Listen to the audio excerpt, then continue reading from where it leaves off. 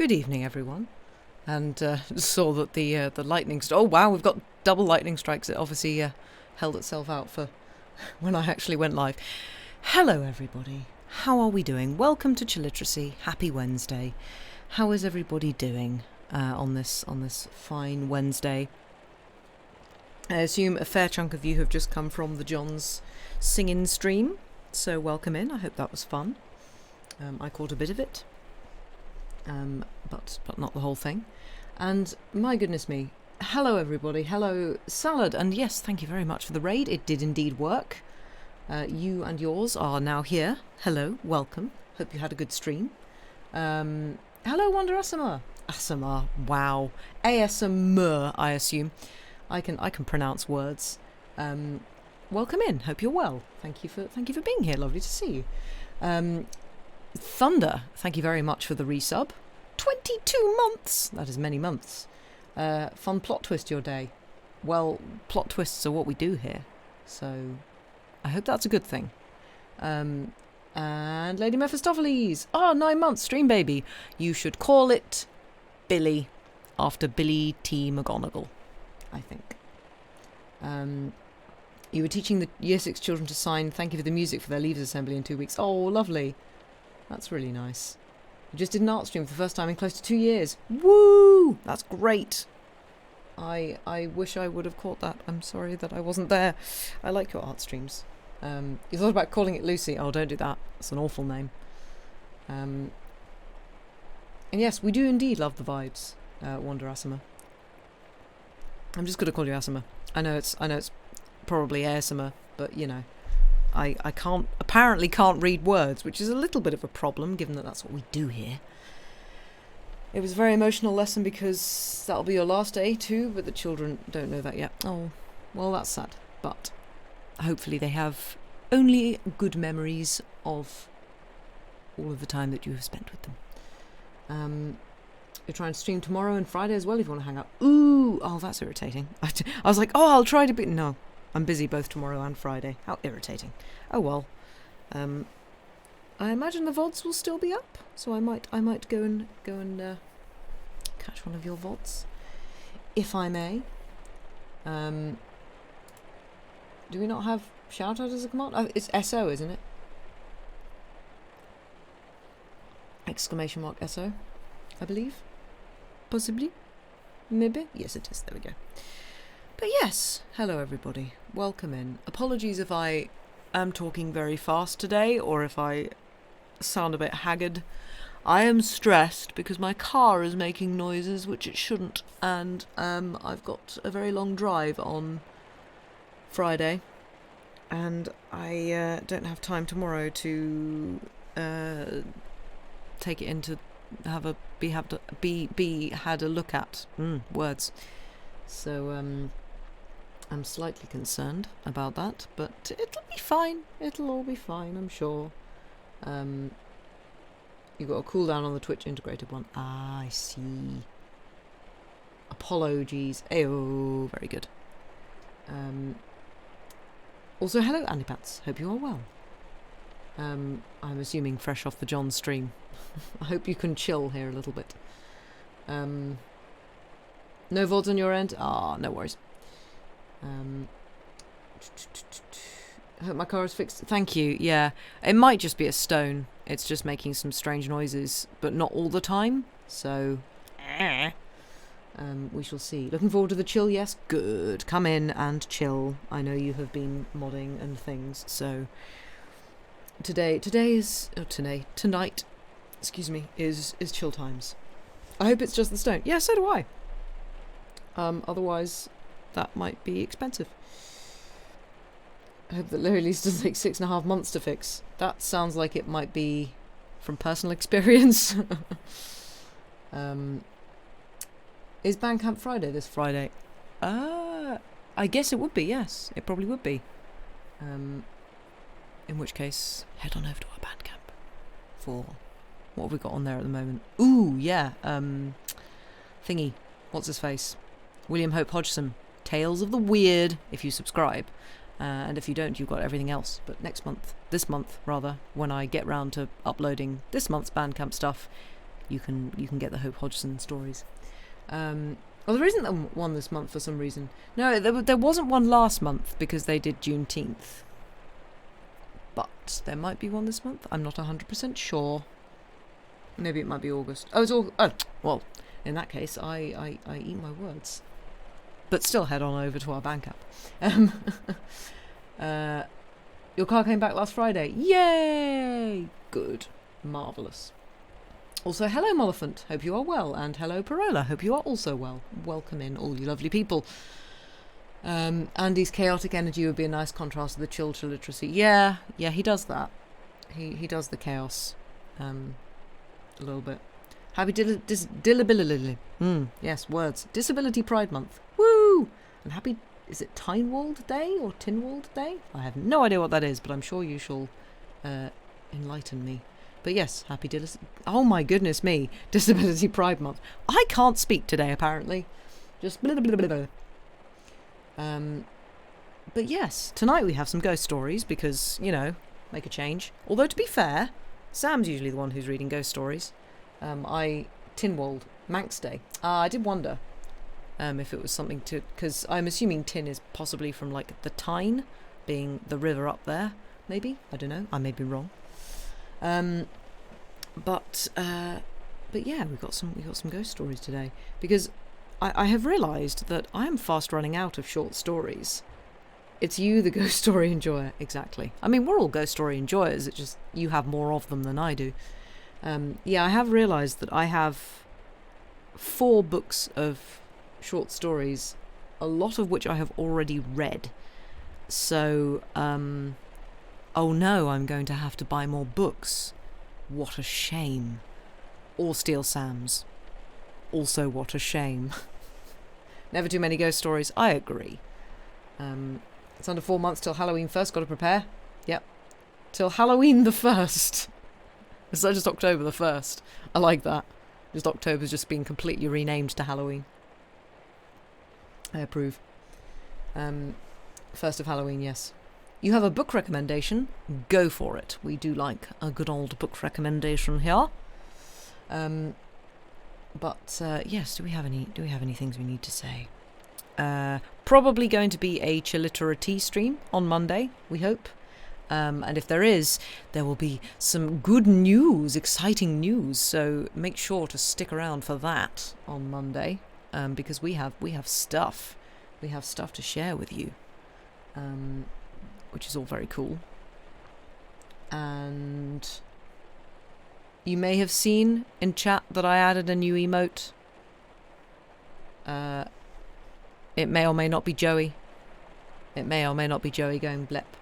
Because Joey is a very silly cat sometimes. And that expression was the best expression he's ever pulled. So we now have the Joey blep emote, which I feel is important.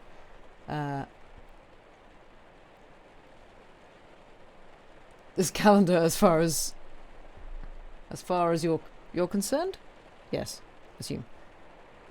February to November Halloween, December Christmas, January your birthday, and back to Halloween. Fair, that checks out. He is so cute. Yeah, the full photo of that is, I think Sam startled him while he was mid-wash, and he turned around and had that expression, and it is the best picture. He's just completely, just like, not even a slight, oh, cat's outdoors, oh, okay. It's like, what is this? Just completely forgot that his tongue was hanging out, and it's not even the small blep, it's full on meh. Just, yeah, sat like that for about a whole minute. Yep, Joey's a special boy. RuPaul and Evelyn by Lawrence Beveridge. 17th century alternate history. Okay, interesting. So is that I assume that's a modern author, an author who is still alive, I would assume. But we'll have to have a look at that. Yes, okay. Yeah, we'll have to have a look because obviously reading works from currently living authors is always a bit copyright wise, and we don't want to tread on any toes there. So we shall have a look. But thank you for the recommendation. Lady Mephistopheles, you love him so much? Yes. Joey is best cat. even when he attempts to sit on my face when I'm trying to sleep. If he wasn't, you'd be very sad. Okay, yeah, well, we'll have to have a look and see. Joey.exe has stopped working. Joey.exe stops working quite regularly. I think maybe he needs to be recharged. Maybe that's why he asks for fuss. Maybe sometimes his batteries run low and he requests fuss. So he climbs on Sam and shoves his face in Sam's face and goes, I wish for fuss. Or he gently taps myself or Sam on either the face or just anywhere else, going, please, I need recharging. He's one of the singers in your favourite non-sea shanty band. That was a weird way of saying that. Non-sea shanty. Non-sea shanty band. There we go. That's very cool. And he also writes books. Ugh, multi-talented. All cats are the best cats, and that is science. Agreed. Joey runs out of spoons and pets help him recharge. Yes, indeed. I should probably turn my light on. I've suddenly realised I'm sitting here in the dark. Let's do that. I need lights for, reading. I unfortunately don't know who that is, Thunder. I am my like popular culture knowledge is pop culture knowledge is quite frankly appalling. So oh, we have a Mastodon link. I didn't realise that you made a link. No need to apologise, Thunder. I just I've heard of Fearless Vampire Killers, that's what I meant. Probably from you. So you shush about them now. No worries. It's fine. Pigeon was only 7 minutes late today. What, on Dave's stream? Well, pigeons are slow. But yes, apparently now we have a Mastodon account. So I guess... Can you go there yet? I'm not sure. Sam knows about it. I do not. But if you are one of the many people fleeing the absolute fire that is Twitter at the moment, I guess you can head there. It's a complicated site to use. Okay, well, head there if you know how to use it, I guess. I don't. But... You've no idea how to use Mastodon, but you can see it. Oh, well, that's good at least. At least it works. Give us something to toot about. Is that an elephant-related pun there? Molephant. Is that what that's going for? Mastodons are apparently cool to find fossils of. True. Yeah. Toots and Mastodon tweets. Oh my god, are they actually? Oh. Do I have to get a Mastodon account because they're called Toots? No. Why would you do that to me? I need that. Oh dear. Definitely a well thought out term there. It would only be better if it was Doots. There you go. Just throwing that out there. But yes. You need a trumpet-based platform that will do it instead. Yeah, a brass-based platform. Actually, should we have a trumpet emote? We should have a trumpet emote. Even though trumpet has got nothing to do with this channel. But, I'm here. Therefore, trumpet emote.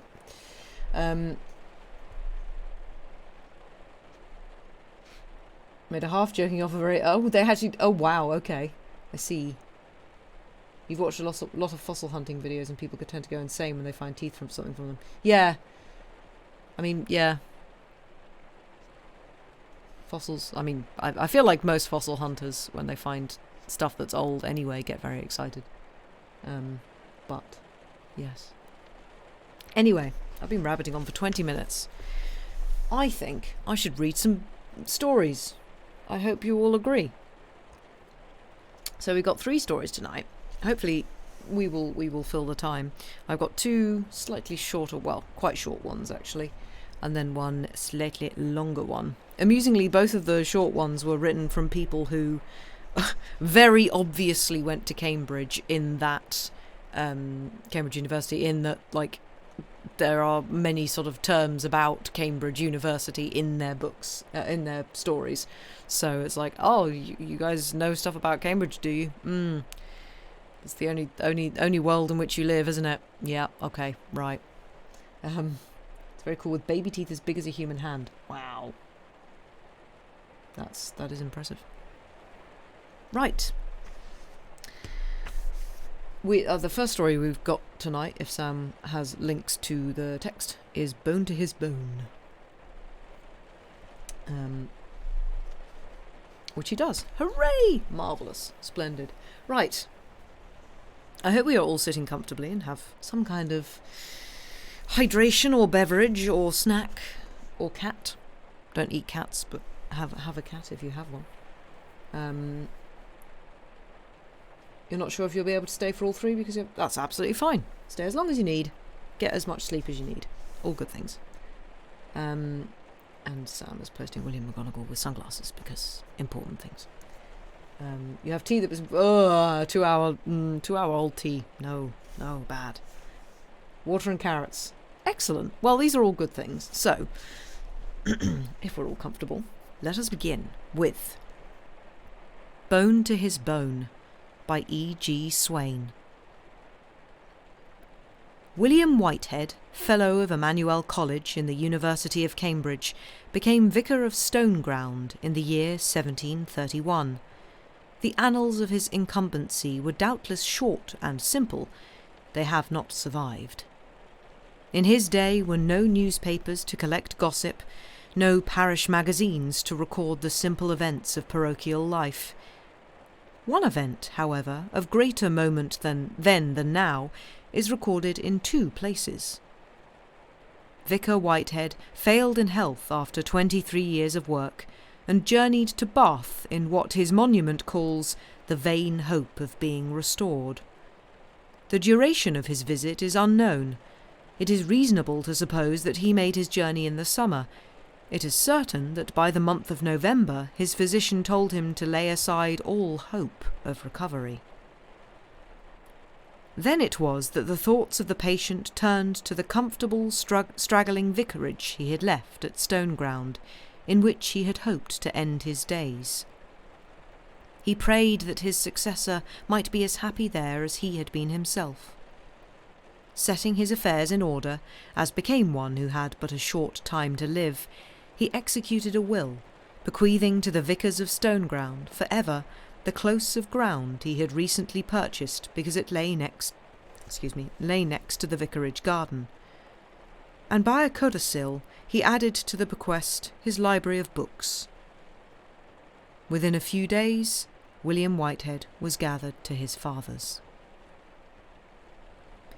A mural tablet in the north aisle of the church records in Latin his services and his bequests, his 2 marriages, and his fruitless journey to Bath. The house he loved but never again saw was taken down 40 years later and rebuilt by Vicar James de V. The garden, with Vicar Whitehead's close of ground and other adjacent lands, was opened out and planted, somewhat before 1850, by Vicar Robert Towerson. The aspect of everything has changed, but in a convenient chamber on the first floor of the present vicarage, the library of Vicar Whitehead stands very much as he used it and loved it, and as he bequeathed it to his successors forever. The books there are arranged as he arranged and ticketed them. Little slips of paper, sometimes bearing interesting fragments of writing, still mark his places. His marginal comments still give life to pages from which all other interest has faded, and he would have but a dull imagination who could sit in the chamber amidst these books without ever being carried back 180 years into the past, to the time when the newest of them left the printer's hands. Of those into whose possession the books have come, some have doubtless loved them more, and some less. Some perhaps have left them severely alone. But neither those who loved them, nor those who loved them not, have lost them. And they passed, some century and a half after William Whitehead's death, into the hands of Mr. Batchel, who loved them as a father loves his children. He lived alone and had few domestic cares to distract his mind. He was able, therefore, to enjoy to the full what Vicar Whitehead had enjoyed so long before him. During many a long summer evening would he sit poring over long-forgotten books, and since the chamber, otherwise called the library, faced the south, he could also spend sunny winter mornings there without discomfort. Writing at a small table or reading as he stood at a tall desk, he would browse amongst the books like an ox in a pleasant pasture. There were other times also at which Mr. Batchel would use the books. Not being a sound sleeper, for book-loving men seldom are, he elected to use as a bedroom one of the 2 chambers which opened at either side into the library. The arrangement enabled him to beguile many a sleepless hour amongst the books, and in view of these nocturnal visits he kept a candle standing in a sconce above the desk, and matches always ready to his hand. There was one disadvantage in this close proximity of his bed to the library.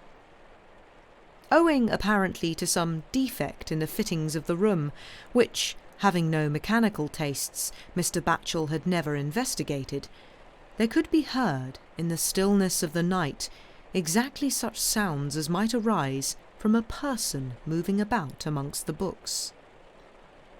Visitors using the other adjacent room would often remark at breakfast that they had heard their host in the library at 1 or 2 o'clock in the morning, when, in fact, he had not left his bed.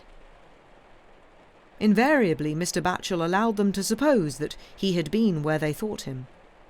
He disliked idle controversy, and was willing to afford an opening for supernatural talk. And was unwilling to afford an opening for supernatural talk. Knowing well enough the sounds by which his guests had been deceived, he wanted no other explanation of them than his own, though it was of too vague a character to count as an explanation. He conjectured that the window sashes or the doors or something were defective, and was too phlegmatic and too unpractical to make any investigation. The matter gave him no concern. Persons whose sleep is uncertain are apt to have their worst nights when they would like their best. The consciousness of a special need for rest seems to bring enough mental disturbance to forbid it. So, on Christmas Eve, in the year 1907, Mr. Batchel, who would have liked to sleep well in view of the labours of Christmas Day, lay hopelessly wide awake. He exhausted all the known devices for courting sleep, and, at the end, found himself wider awake than ever. A brilliant moon shone into his room, for he hated window blinds. There was a light wind blowing, and the sounds in the library were more than usually suggestive of a person moving about. He almost determined to have the sashes seen to, although he could seldom be induced to have anything seen to. He disliked changes, even for the better, and would submit to great inconvenience rather than have things altered with which he had become familiar. As he resolved these matters in his mind, he heard the clocks strike the hour of midnight, and having now lost all hope of falling asleep, he rose from his bed, got into a large dressing-gown which hung in readiness for such occasions, and passed into the library, with the intention of reading himself sleepy if he could.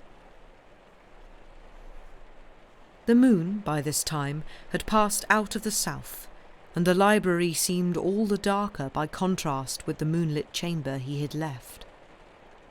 He could see nothing but 2 blue-grey rectangles formed by the windows against the sky, the furniture of the room being altogether invisible.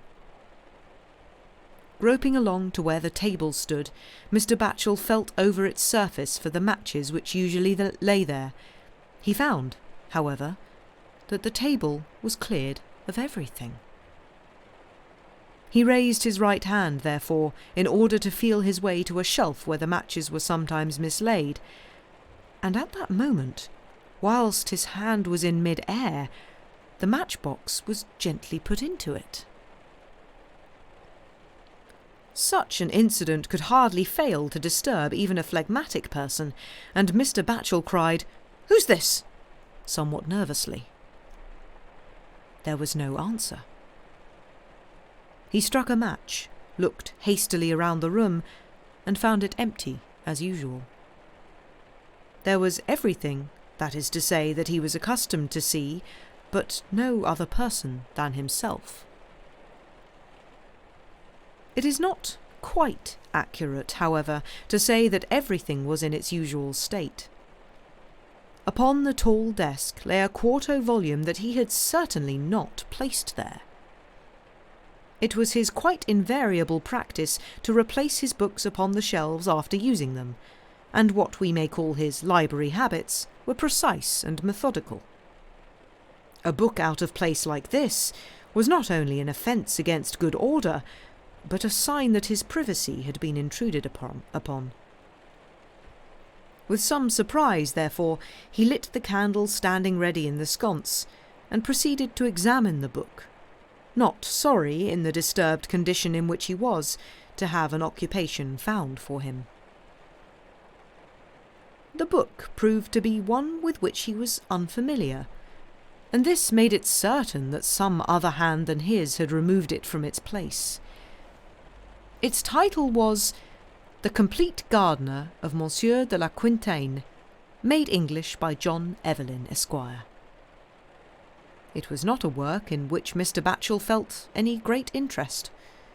It consisted of diverse reflections on various parts of husbandry, doubtless entertaining enough, but too deliberate and discursive for practical purposes. He had certainly never used the book, and growing restless now in mind, said to himself that some boy having the freedom of the house had taken it down from its place in the hope of finding pictures. But even whilst he made this explanation, he felt its weakness. To begin with, the desk was too high for a boy. The improbability that any boy would place a book there was equalled by the improbability that he would leave it there. To discover its uninviting character would be the work only of a moment, and no boy would have brought it so far from its shelf. Mr. Batchel had, however, come to read, and habit was too strong with him to be wholly set aside. Leaving the Complete Gardener on the desk, he turned round to the shelves to find some more congenial reading.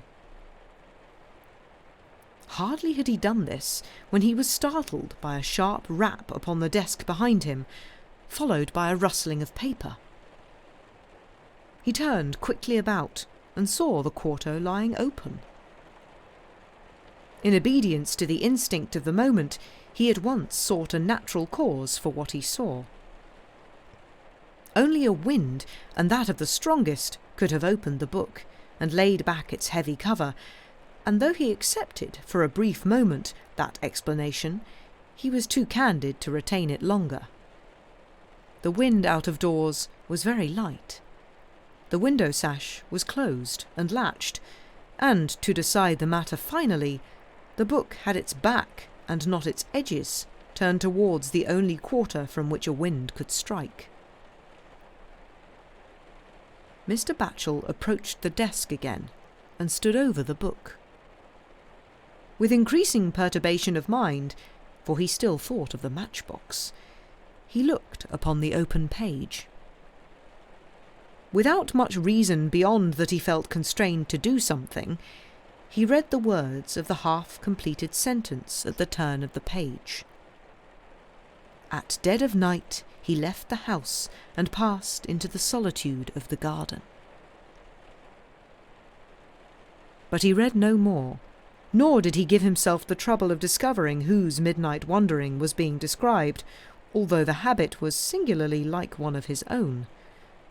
He was in no condition for reading, and turning his back upon the volume, he slowly paced the length of the chamber, wondering at that which had come to pass. He reached the opposite end of the chamber, and was in the act of turning, when again he heard the rustling of paper, and by the time he had faced round, saw the leaves of the book again turning over. In a moment the volume lay at rest, open in another place, and there was no further movement as he approached it. To make sure that he had not been deceived, he read again the words as they entered the page. The author was following a not uncommon practice of the time, and throwing common speech into forms suggested by Holy Writ. "So dig," it said, "that ye may obtain." This passage, which to Mr. Batchel seemed reprehensible in its levity, excited at once his interest and his disapproval. He was prepared to read more, but this time was not allowed. Before his eye could pass beyond the passage already cited, the leaves of the book slowly turned again, and presented but a termination of 5 words and a colophon. The words were, "To the north, an ilex." These 3 passages, in which he saw no meaning and no connection, began to entangle themselves together in Mr. Batchel's mind. He found himself repeating them in different orders, now beginning with one and now with another.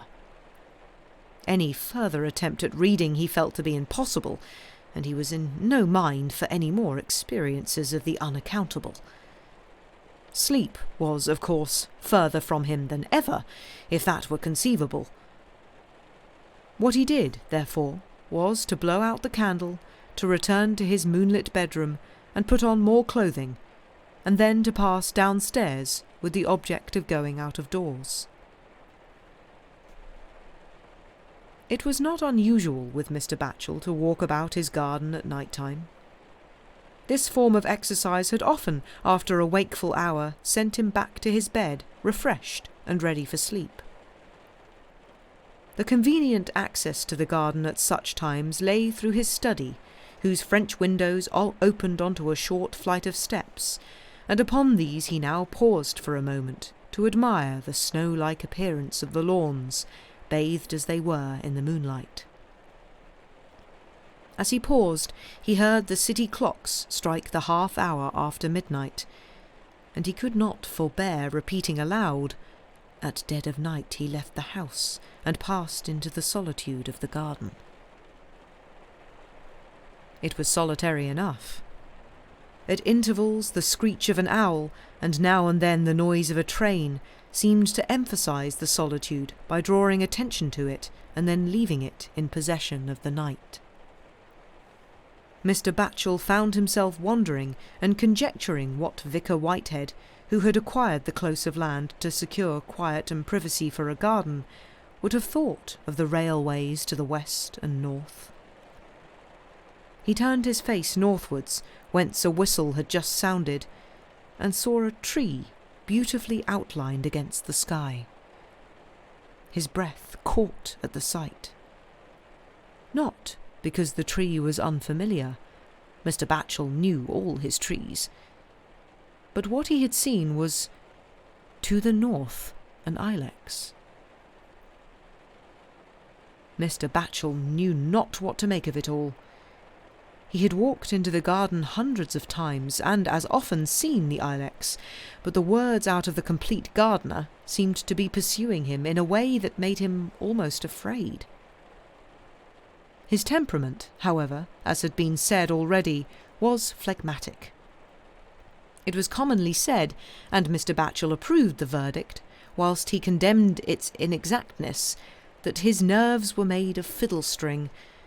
So he braced himself afresh and set upon his walk round the silent garden, which he was accustomed to begin in a northerly direction, and was now too proud to change.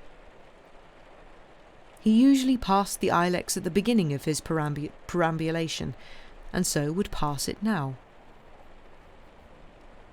He did not pass it. A small discovery, as he reached it, annoyed and disturbed him. His gardener, as careful and punctilious as himself, never failed to house all his tools at the end of a day's work. Yet there, under the ilex, standing upright in moonlight brilliant enough to cast a shadow of it, was a spade. Mr. Batchel's second thought was one of relief. After his extraordinary experiences in the library, he hardly knew now whether they had been real or not. Something quite commonplace would act sedatively, and he determined to carry the spade to the tool house. The soil was quite dry, and the surface even a little frozen, so Mr. Batchel left the path, walked up to the spade, and would have drawn it towards him. But it was as if he had made the attempt upon the trunk of the ilex himself. The spade would not be moved. Then, first with one hand and then with both, he tried to raise it, and still it stood firm. Mr. Batchel, of course, attributed this to the frost, slight as it was. Wondering at the spade's being there, and annoyed at its being frozen, he was about to leave it and continue his walk, when the remaining works of The Complete Gardener seemed rather to utter themselves than to await his will. So dig, that ye may obtain. Mr. Batchel's power of independent action now deserted him. He took the spade, which no longer resisted, and began to dig. 5 spadefuls and no more, he said aloud. This is all foolishness. 4 spadefuls of earth he then raised and spread out before him in the moonlight. There was nothing unusual to be seen.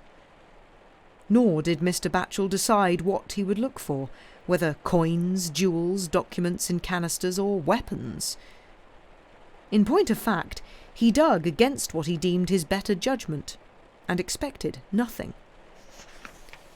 He spread before him the 5th and last spadeful of earth, not quite without result, but with no result that was at all sensational. The earth contained a bone. Mr. Batchel's knowledge of anatomy was sufficient to show him that it was a human bone. He identified it, even by moonlight, as the radius, a bone of the forearm, as he removed the earth from it with his thumb. Such a discovery might be thought worthy of more than the very ordinary interest Mr. Batchel showed. As a matter of fact, the presence of a human bone was easily to be accounted for. Recent excavations within the church had caused the upturning of numberless bones which had been collected and reverently buried. But an earth-stained bone is also easily overlooked, and this radius had obviously found its way into the garden with some of the earth brought out of the church.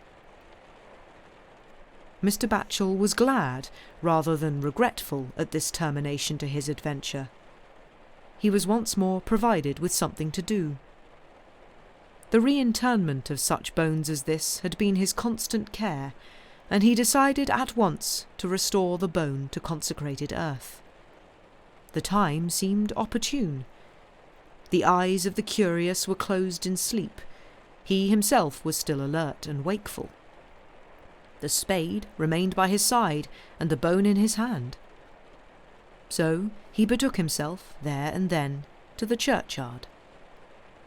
By the still generous light of the moon, he found a place where the earth yielded to his spade, and within a few minutes the bone was laid decently to earth, some 18 inches deep. The city clocks struck 1 as he finished. The whole world seemed asleep, and Mr. Batchel slowly returned to the garden with his spade. As he hung it in its accustomed place, he felt, stealing over him, the welcome desire to sleep. He walked quietly on to the house and ascended to his room. It was now dark. The moon had passed on and left the room in shadow. He lit a candle, and before undressing passed into the library. he had an irresistible curiosity to see the passages in John Evelyn's book which had so strangely adapted themselves to the events of the past hour. In the library, a last surprise awaited him. The desk upon which the book had lain was empty. The Complete Gardener stood in its place on the shelf. And then Mr. Batchel knew that he had handled a bone of William Whitehead, and that in response to his own entreaty. The end. I really like that one. I think that's really nice. It's just a guy putting some bones back. And I just like the very helpful ghost. It's like, excuse me, would you mind just putting my bone back in the graveyard? That'd be great. Thanks. Yeah, I think it's just a lovely little story. And yeah, I also, main character likes books. Always a good thing. Main character likes old books. Even better. So yeah, I thought that was a rather nice one. Gardening and books, good combination. Add to that a friendly ghost, and yeah, it's all good stuff. But yes, hope you all enjoyed that one. Excuse me, sorry. I guess I might do. Yeah, let's do the second one. That's also a fairly short one. So. First of all, everything you need in life, really. Yeah, books, garden, friendly ghost. Nailed it. I don't know if Sam was paying attention to that one, but... Oh, it's Elex. For some reason, I always think it's Ilex. Why do I think it's Ilex? I think it's Ilex because that feels more Latin. Maybe I'm wrong, but yeah, Elex. My bad. Holly. I know that much. Yes, I don't know if Sam was paying attention to that one, but this character feels very Sam in that I can't sleep. What should I do? I guess read books? So, you're just saying like you do in Swedish. Oh, okay. Oh, I've in that case, maybe it is Ilex. I don't know. I feel like because my mum's a gardener, and I feel like I've heard. The English pronunciation is long I. Oh, okay, I was right. Hooray. Yes. Obviously, everybody will pronounce it differently depending on where you are in the world, but English plant people tend to anglify. Yes, everything. This is very true. We do. We're dreadful. But yes. Yeah, my mum's a gardener. I'm pretty sure I've heard her say Ilex. I think Sam's trying to tell me that I should get on with the next story. It does. Looks like it works. Oh, Angeline, perfect timing. Hello, and thank you very much for the resub. Very kind of you. No, you're not. No, I know. Hence pie roller. Oh, I guess. Yeah, fair enough.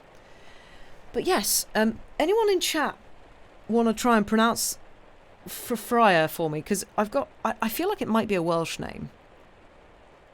You came in just in time for the second story. You did. The second of 3 stories tonight. But yeah, you absolutely nailed the timing on that one. Yeah, this chap's name is Ffryar, but with 2 Fs, which definitely seems Welsh to me. So I don't know if I meant to pronounce that differently, but I'm not going to. So sorry, Wales, if indeed that is a Welsh surname. So yeah. But yes, welcome in those who have snuck in. You are very welcome. And we shall continue with our second story of the night. Oops, and I shall punch my microphone. Let's do that too. With The True History of Anthony Ffryar by Arthur Gray. The world, it is said, knows nothing of its greatest men.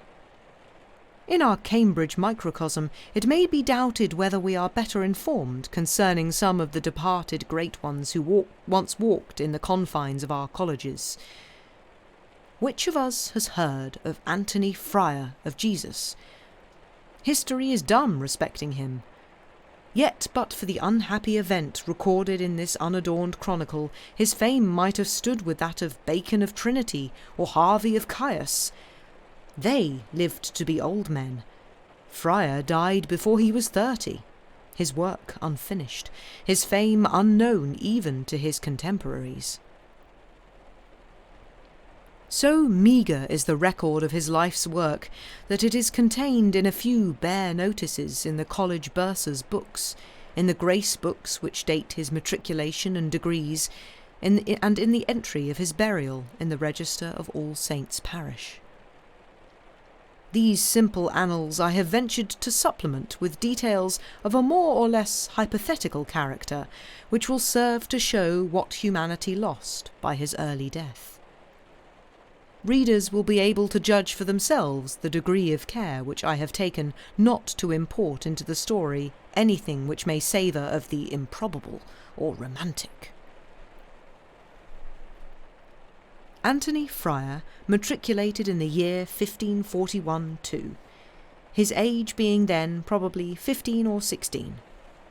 He took his BA degree in 1545, his MA in 1548. He became a fellow about the end of 1547 and died in the summer of 1551. Such are the documentary facts relating to him. Dr. Reston was master of the college during the whole of his tenure of a fellowship and died in the same year as Ffryar. The chamber which Ffryar occupied as a fellow was on the first floor of the staircase at the west end of the chapel. The staircase has since been absorbed in the master's lodge, but the doorway through which it was approached from the cloister may still be seen. At the time when Ffryar lived there, the nave of the chapel was used as a parish church, and his windows overlooked the graveyard, then called Jesus Churchyard, which is now a part of the master's garden. Ffryar was, of course, a priest, as were nearly all the fellows in his day. But I do not gather that he was a theologian, or complied more than formally with the obligation of his orders. He came to Cambridge when the 6 Articles and the suppression of the monasteries were of fresh and burning import. He became a fellow in the harsh Protestant days of Protector Somerset, and in all his time the master and the fellows were in scarcely disavowed sympathy with the rites and beliefs of the old religion. Yet, in the battle of creeds, I imagine that he took no part and no interest. I should suppose that he was a somewhat solitary man, an insatiable student of nature, and that his sympathies with humanity were starved by his absorption in the new science which dawned on Cambridge at the Reformation. When I say that he was an alchemist, do not suppose that in the middle of the 16th century the name of alchemy carried with it any associations with credulity or imposture. It was a real science and a subject of university study then, as its godchildren, physics and chemistry, are now. If the aims of its professors were transcendental, its methods were genuinely based on research. Ffryar was no visionary, but a man of sense, hard and practical.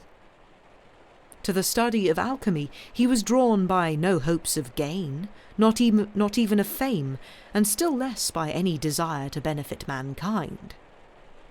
He was actuated solely by an unquenchable passion for inquiry, a passion sterilizing to all other feeling. To the somnambulisms of the less scientific disciples of his school, such as the Philosopher's Stone and the Elixir of Life, he showed himself a chill agnostic. All his thoughts and energies were concentrated on the discovery of the magisterium, the master cure of all human ailments. For 4 years in his laboratory in the cloister he had toiled at this pursuit. More than once, when it had seemed most near, it had eluded his grasp. More than once he had been tempted to abandon it as a mystery insoluble. In the summer of 1551, the discovery waited at his door. He was sure, certain of success, which only experiment could prove. And with the certainty arose a new passion in his heart, to make the name of Ffryar glorious in the healing profession as that of Galen or Hippocrates. In a few days, even within a few hours, the fame of his discovery would go out into all the world. The summer of 1551 was a sad time in Cambridge. It was marked by a more than usually fatal outbreak of the epidemic called the Sweat, when, as Fuller says, patients ended or mended in 24 hours. It had smouldered some time in the town before it appeared with sudden and dreadful violence in Jesus College. The first to go was little Gregory Grange, schoolboy and chorister, who was lodged in the college school in the outer court. He was barely 13 years old, and known by sight to Anthony Ffryar. He died on July the 31st, and was buried the same day in Jesus' churchyard. The service for his burial was held in the chapel and at night, as was customary in those days. Funerals in college were no uncommon events in the 16th century. But in the death of the poor child, among strangers, there was something to move even the cold heart of Ffryar. And not the pity of it only impressed him. The dim chapel, the master and fellows obscurely ranged in their stalls and shrouded in their hoods, the long-drawn, miserable chanting and the childish trebles of the boys who had been Gregory's fellows struck a chill into him which was not to be shaken off. 3 days passed, and another chorister died. The college gates were barred and guarded, and, except by a selected messenger, communication with the town was cut off. The precaution was unavailing, and the boy's usher, Mr. Stevenson, died on August the 5th. One of the junior fellows, Sir Stainer, Sir being the equivalent of B.A., followed on August the 7th. The master, Dr. Reston, died the next day. A gaunt, severe man was Dr. Reston, whom his fellows feared. The death of a Master of Arts on August the 9th for a time completed the melancholy list. Before this, the frightened fellows had taken action. The scholars were dismissed to their homes on August the 6th. Some of the fellows abandoned the college at the same time. The rest, a terrified conclave, met on August the 8th and decreed that the college should be closed until the pestilence should have abated. Until that time it was to be occupied by a certain Robert Laycock, who was a college servant, and his only communication with the outside world was to be through his son, who lived in Jesus Lane. The decree was perhaps the result of the master's death, for he was not present at the meeting. Goodman Laycock, as he was commonly called, might have been the sole tenant of the college but for the unalterable decision of Ffryar to remain there. At all hazards, his research, now on the eve of realization, must proceed. Without the aid of his laboratory in college, it would miserably hang fire. Besides, he had an absolute assurance of his own immunity if the experiment answered his confident expectations, and his fancy was elated with the thought of standing, like another Aaron, between the living and the dead, and staying the pestilence with the potent magisterium. Until then, he would bar his door even against Laycock, and his supplies of food should be left on the staircase landing. Solitude for him was neither unfamiliar nor terrible. So, for 3 days, Ffryar and Laycock inhabited the cloister, solitary and separate.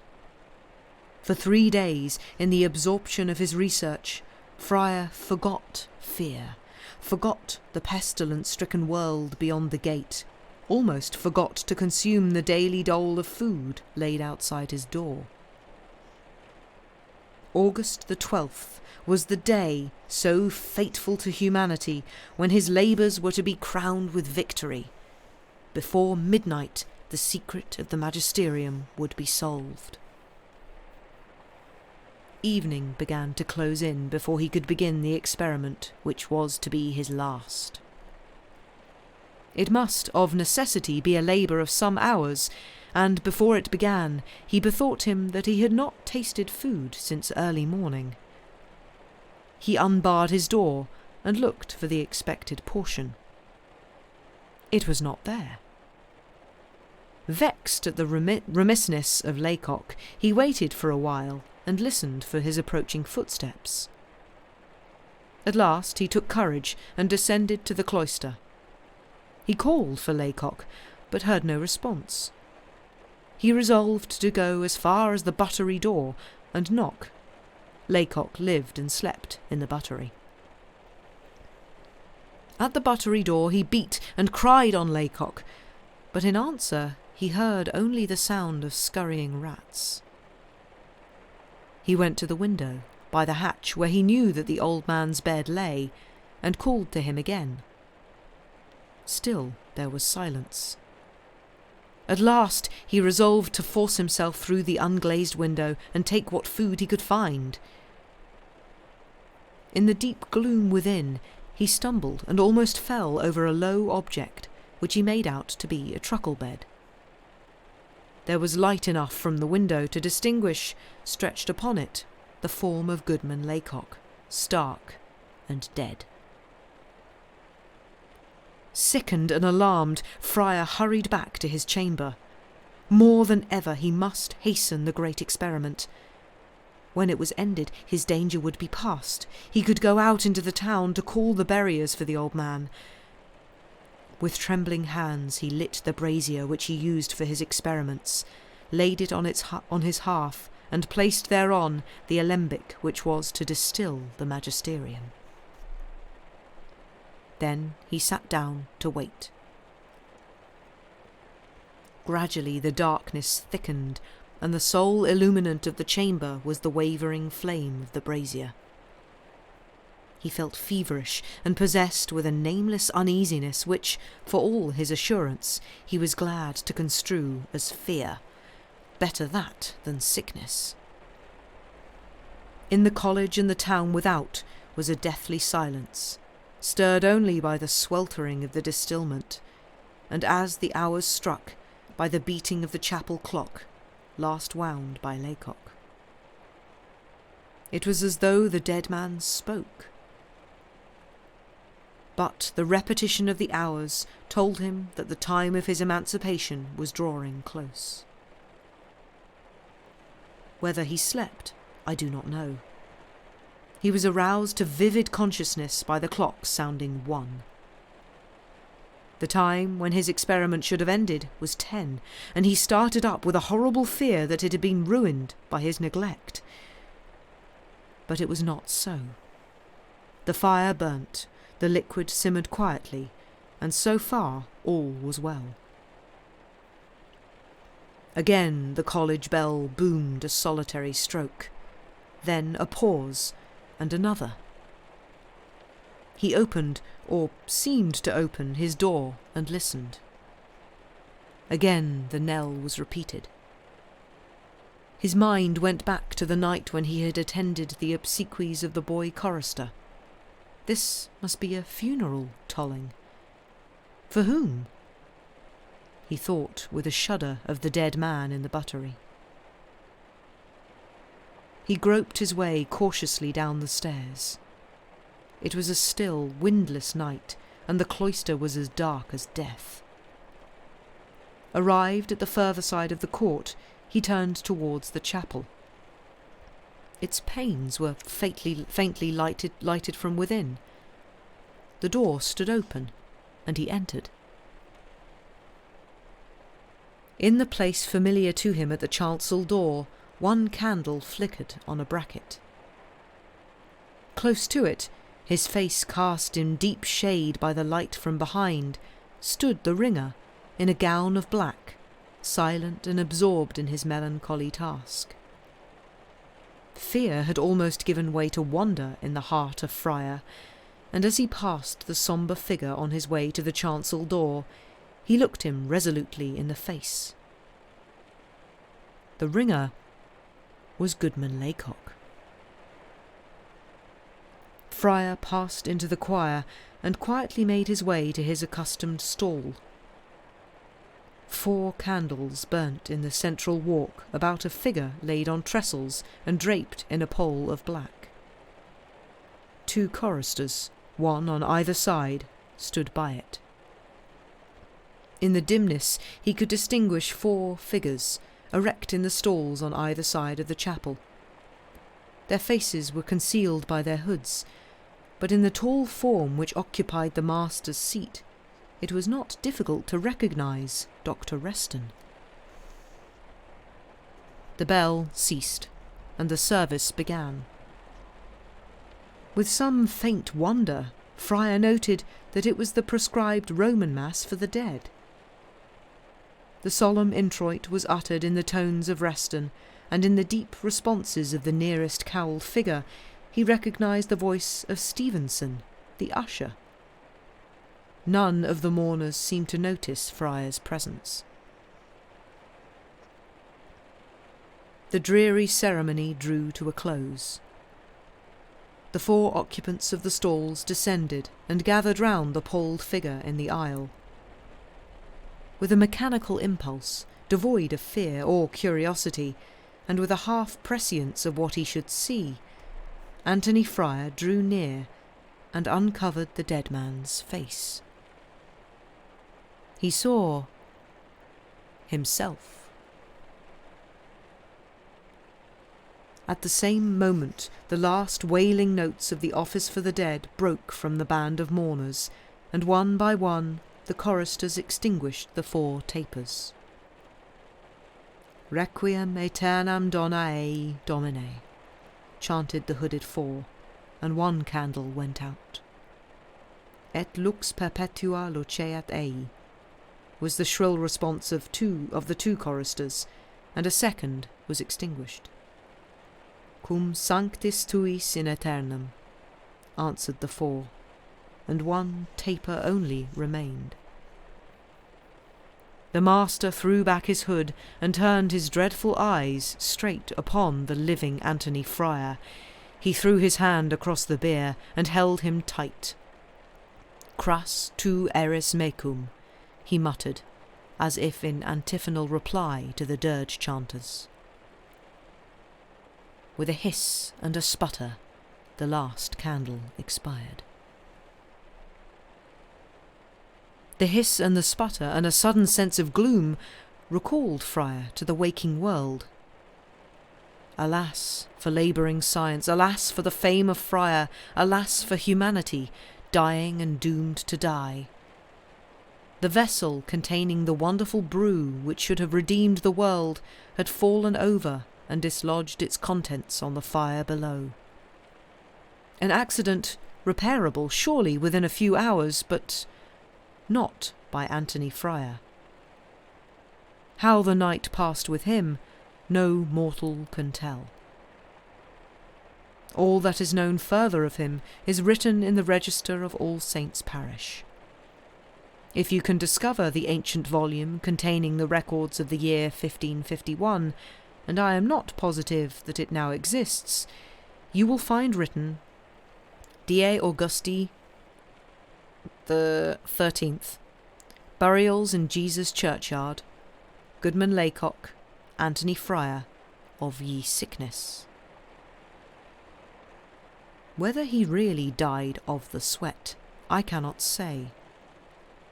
But that the living man was sung to his grave by the dead, who were his sole companions in Jesus College on the night of August the 12th, 1551, is as certain and indisputable as any other facts which are here set forth in the history of Anthony Ffryar. The end. Ask indeed not for whom the bell tolls. It tolls for thee. Yes. That is indeed John Donne.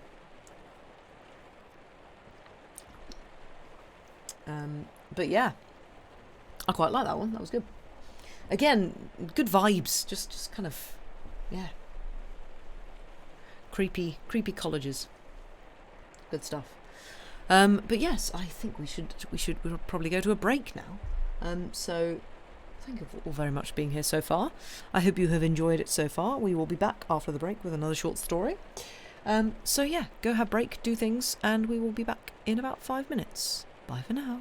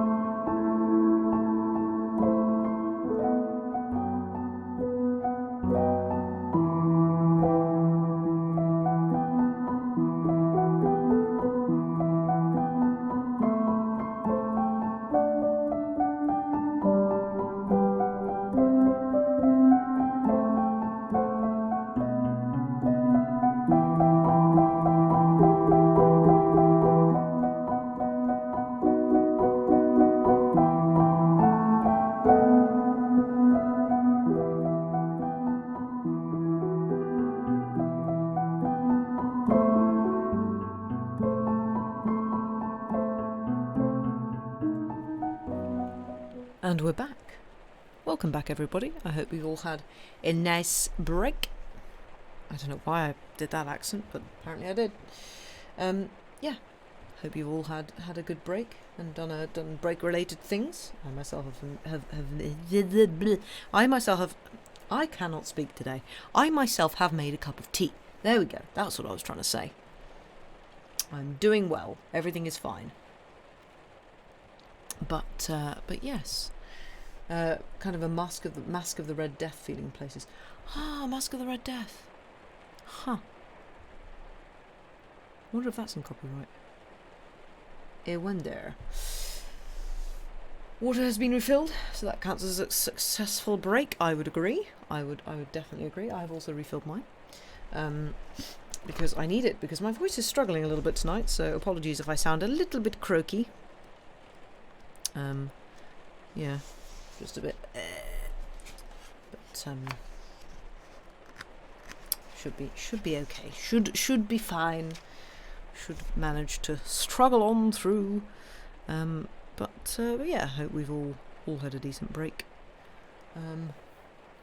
And that we are looking forward to, the next story, which I should probably, I should probably crack on with. PDQ, I would have thought. So, if we are all sitting comfortably and have had a nice little break and got the things we need and everything else, we shall continue with our third and final story of tonight. Mr. Jones by Edith Wharton. Lady Jane Link was unlike other people. When she heard that she had inherited Bells, the beautiful old place which had belonged to the Links of Fudney for something like 600 years, the fancy took her to go and see it unannounced. She was staying at a friend's nearby in Kent, and the next morning she borrowed a motor and slipped away alone to Thudney Blazes, the adjacent village. It was a lustrous, motionless day. Autumn bloom lay on the Sussex downs, on the heavy trees of the Weald, on streams moving indolently far off across the marshes. Farther still, Dungeness, a fitful streak, floated on an immaterial sea which was, perhaps, after all, only sky. In the softness Thudney Blazes slept. A few aged houses bowed about a duck pond, a silvery spire, orchards thick with dew. Did Thudney Blazes ever wake?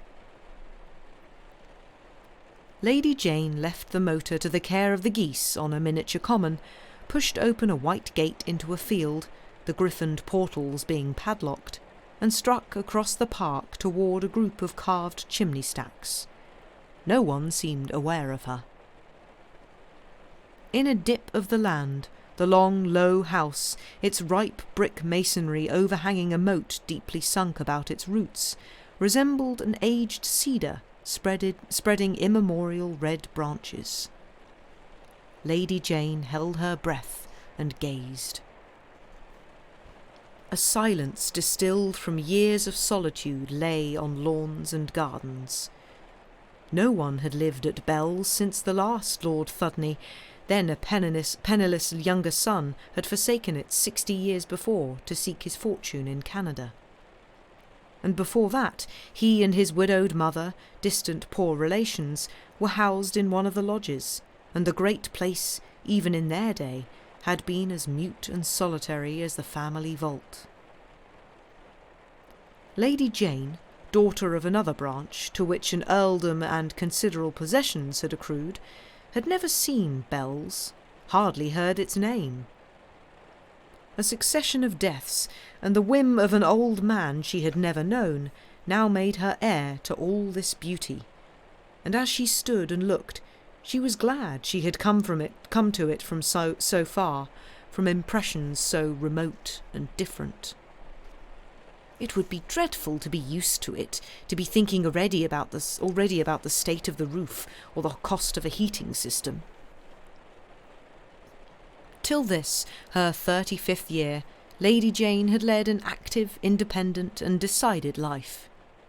One of several daughters, moderately but sufficiently provided for, she had gone early from home, lived in London lodgings, travelled in tropic lands, spent studious summers in Spain and Italy, and written 2 or 3 brisk, business-like little books about cities usually dealt with sentimentally. And now, just back from a summer in the south of France, she stood ankle-deep in wet bracken and gazed at Bells lying there under a September sun that looked like moonlight. "I shall never leave it," she exclaimed, her heart swelling as if she had taken the vow to a lover. She ran down the last slope of the park and entered the faded formality of gardens with clipped yews as ornate as architecture and holly hedges as solid as walls. Adjoining the house rose a low, deep buttressed chapel. Its door was ajar, and she thought this of good augury. Her forebears were waiting for her. In the porch she remarked fly-blown notices of services, an umbrella stand, a dishevelled doormat. No doubt the chapel served as the village church. The thought gave her a sense of warmth and neighbourliness. Across the damp flags of the chancel, monuments and brasses showed through a traceried screen. She examined them curiously. Some hailed her with vocal memories, others whispered out of the remote and the unknown. It was a shame to know so little about her own family. But neither Crofts nor Links had ever greatly distinguished themselves. They had gathered substance simply by holding on to what they had and slowly accumulating privileges and acres. Mostly by clever marriages, Lady Jane thought with a faint contempt. At that moment, her eyes lit on one of the less ornate monuments, a plain sarcophagus of grey marble, niched in the wall and surmounted by the bust of a young man with a fine arrogant head, a Byronic throat and tossed-back curls. Peregrine Vincent Theobald Link, Baron Clouds, 15th Viscount Thudney of Bells, Lord of the Manors of Thudney, Thudney Blazes, Upper Link, Link Linnet.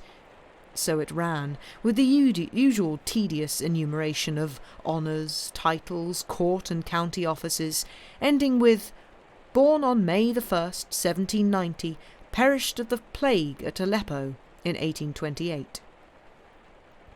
And underneath, in small cramped characters, as if crowded as an afterthought into as if crowded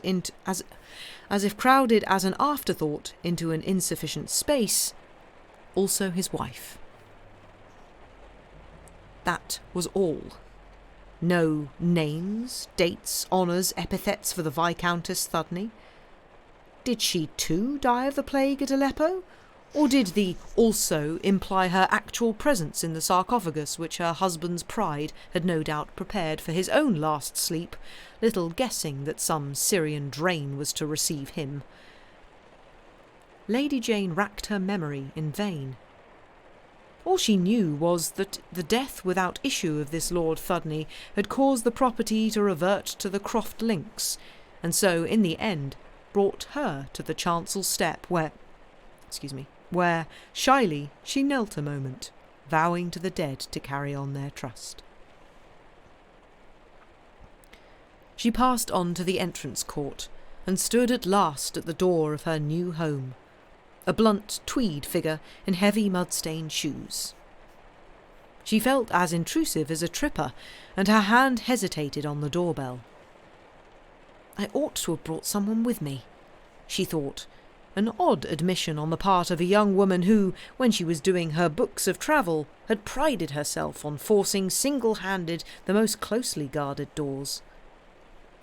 But those other places, as she looked back, seemed easy and accessible compared to Bells.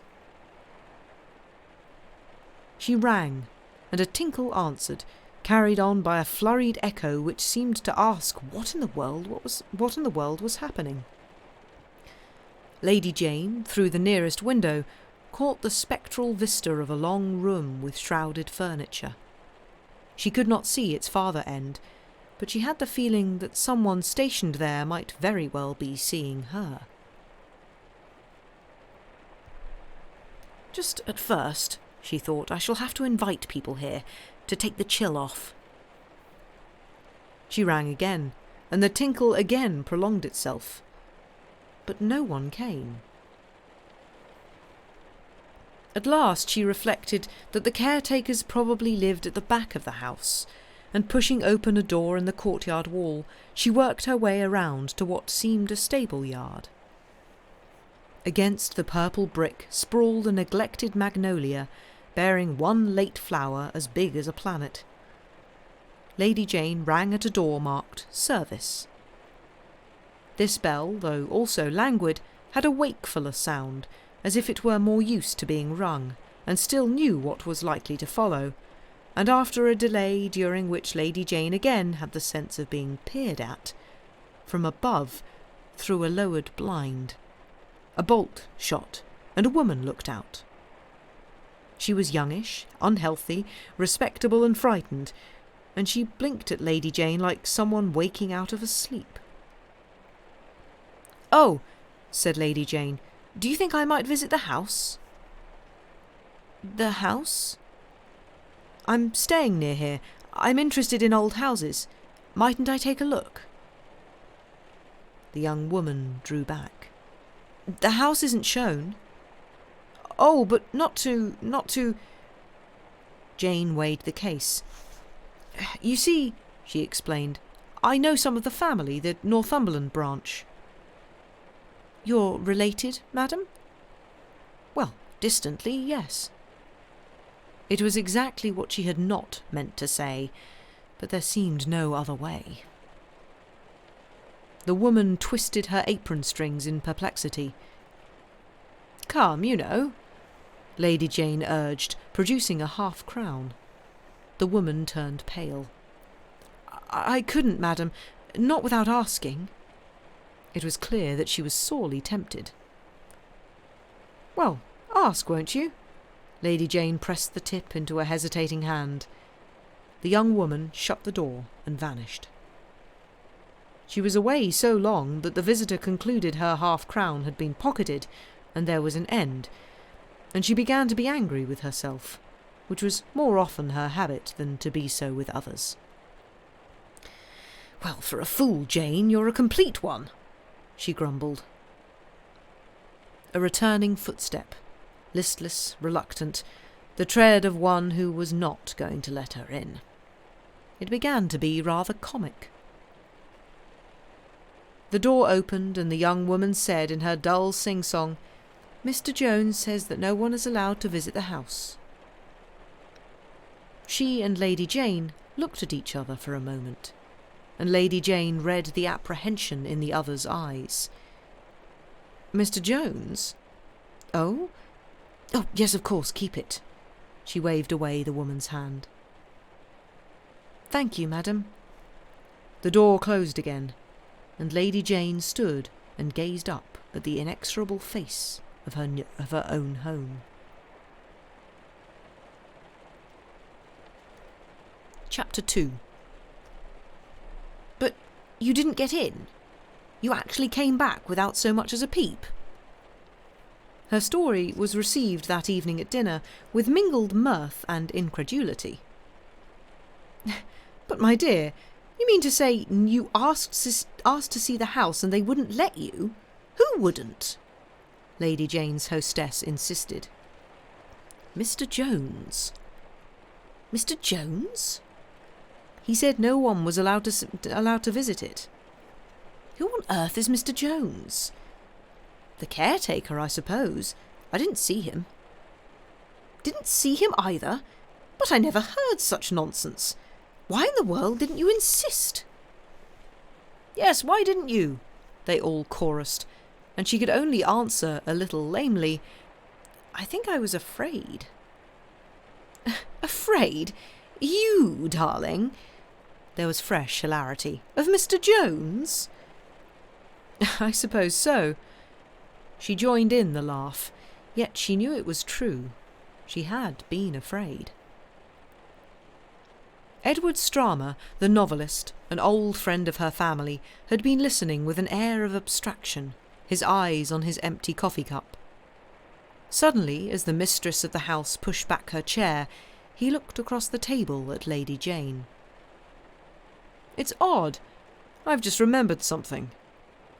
Once, when I was a youngster, I tried to see bells.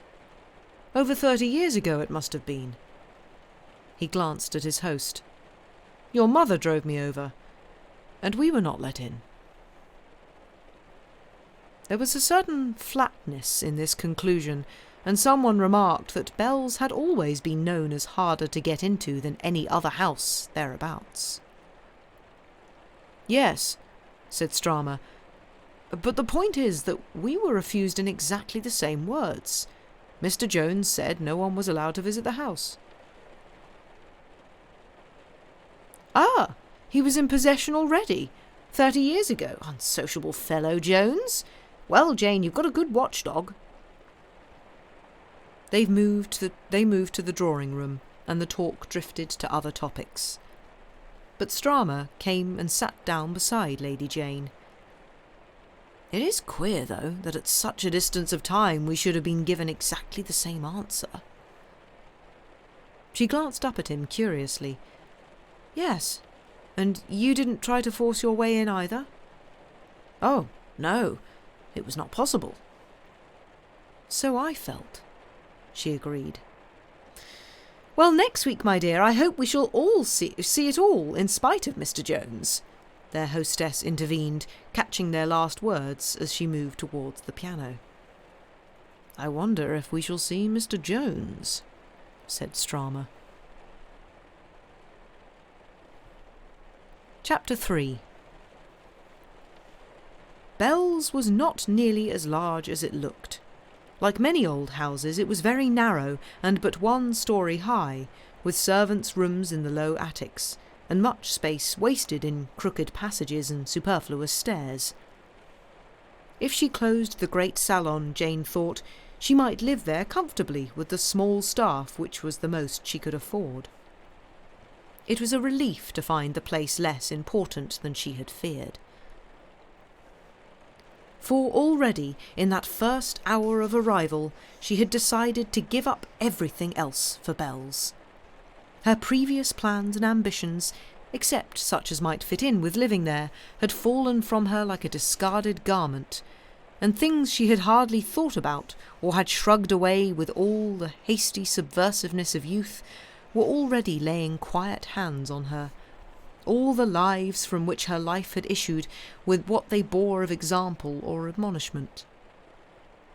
The very shabbiness of the house moved her more than splendours, made it, after its long abandonment, seem full of the careless daily coming and going of people long dead, people to whom it had not been a museum or a page of history, but cradle, nursery, home, and sometimes, no doubt, a prison.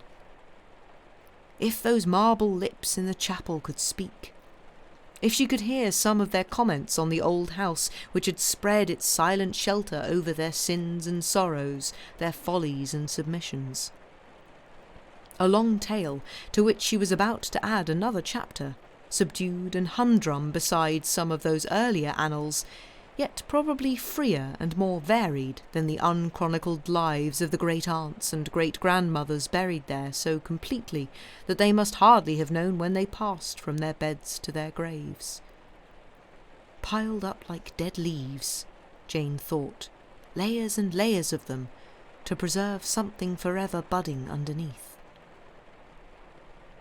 Well, all these piled-up lives had at least preserved the old house in its integrity, and that was worthwhile. She was satisfied to carry on such a trust. She sat in the garden looking up at those rosy walls, iridescent with damp and age. She decided which windows should be hers, which rooms given to the friends from Kent who were motoring over, Strama among them, for a modest housewarming. Then she got up and went in. The hour had come for domestic questions, for she had arrived alone, unsupported even by the old family housemaid her mother had offered her. She preferred to start afresh, convinced that her small household could be staffed from the neighbourhood. Mrs. Clem, the rosy-cheeked old person who had curtsied her across the threshold, would doubtless know. Mrs. Clem, summoned to the library, curtsied again. She wore black silk, gathered and spreading as to skirt, flat and perpendicular as to bodice. On her glossy false front was a black lace cap with ribbons which had faded from violet to ash colour, and a heavy watch chain descended from the lava brooch under her crochet collar. Her small round face rested on the collar like a red apple on a white plate, neat, smooth, circular, with a pursed-up mouth, eyes like black seeds, and round ruddy cheeks, with the skin so taut that one had to look close to see that it was as wrinkled as a piece of old crackly. Mrs. Clem was sure there would be no trouble about servants. She herself could do a little cooking, though her hand might be a bit out. But there was her niece to help, and she was quite of her ladyship's opinion that there was no need to get in strangers. They were mostly a poor lot, and besides, they might not take to bells. There were persons who didn't. Mrs. Clem smiled a sharp little smile, like the scratch of a pin, and as she added that she hoped her ladyship wouldn't be one of them. As for underservants, well, a boy, perhaps? She had a great nephew she might send for. But about women, under housemaids, if her ladyship thought they couldn't manage as they were, well, she really didn't know. Thudney Blazes? Oh, she didn't think so. There was more dead than living at Thudney Blazes. Everyone was leaving there, or in the churchyard, one house after another being shut. Death was everywhere, wasn't it, my lady? Mrs. Clem said it with another of her short, sharp smiles, which provoked the appearance of a frosty dimple. But my niece Georgiana is a hard worker, my lady. Her that let you in the other day. That didn't, Lady Jane corrected. Oh, my lady, it was too unfortunate. If only your ladyship had have said. Poor Georgiana had ought to have seen, but she never did have her wits about her, not for answering the door. But she was only obeying orders. She went to ask Mr. Jones. Mrs. Clem was silent. Her small hands, wrinkled and resolute, fumbled with the folds in her apron, and her quick eyes made the circuit of the room and then came back to Lady Jane's. Just so, my lady, but as I told her, she ought to have known. And who is Mr. Jones? Mrs. Clem's smile snapped out again, deprecating, respectful. Well, my lady, he's more dead than living too, if I may say so, was her surprising answer. Is he? I'm sorry to hear that, but who is he? Well, my lady, he's my great-uncle, as it were, my grandmother's own brother, as you might say. Ah, I see. Lady Jane considered her with growing curiosity. He must have reached a great age, then. Yes, my lady, he has that. Though I'm not, Mrs. Clem added, the dimple showing, as old myself as your ladyship might suppose. Living at Bell's all these years has been ageing to me. It would be to anybody. I suppose so, and yet, Lady Jane continued, Mr. Jones has survived, has stood it well, as you certainly have. Oh, not as well as I have, Mrs. Clem interjected, as if resentful of the comparison. At any rate, he still mounts guard, mounts it as well as he did 30 years ago. 30 years ago? Mrs. Clem echoed, her hands dropping from her apron to her sides. Wasn't he here 30 years ago? Oh, yes, my lady, certainly. He's never once been away that I know of. What a wonderful record! And what exactly are his duties?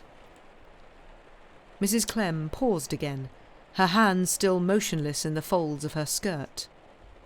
Lady Jane noticed that the fingers were tightly clenched, as if to check an involuntary gesture.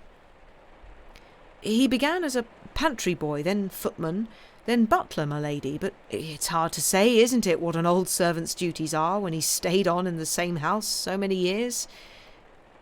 "Yes, and that house always empty." "Just so, my lady. Everything came to depend on him, one thing after another. His late lordship thought the world of him." "His late lordship? But he was never here. He spent all his life in Canada." Mrs. Clem seemed slightly disconcerted. "Certainly, my lady." Her voice said, "Who are you to set me right as to the chronicles of bells?" "But by letter, my lady, I can show you the letters. And there was his lordship before, the 16th Viscount. He did come here once." "Ah, did he?" Lady Jane was embarrassed to find how little she knew of them all. She rose from her seat. They were lucky, all these absentees, to have someone to watch over their interests so faithfully. "I should like to see Mr. Jones, to thank him. Will you take me to him now?" "Now?" Mrs. Clem moved back a step or two. Lady Jane fancied her cheeks paled a little under their ruddy varnish. "Oh, not today, my lady." "Why, isn't he well enough?" "Not nearly. He's between life and death, as it were," Mrs. Clem repeated, as if the phrase were the nearest approach she could find to a definition of Mr. Jones's state. "He wouldn't even know who I was?" Mrs. Clem considered a moment. I don't say that, my lady." Her tone implied that to do so might appear disrespectful. "He'd know you, my lady, but you wouldn't know him." She broke off and added hastily, "I mean, for what he is, he's in no state for you to see him." "He's so very ill? Poor man! And is everything possible being done?" "Oh, everything, and more too, my lady. But perhaps," Mrs. Clem suggested with a clink of keys, "this would be a good time for your ladyship to take a look about the house. If your ladyship has no objection, I should like to begin with the linen."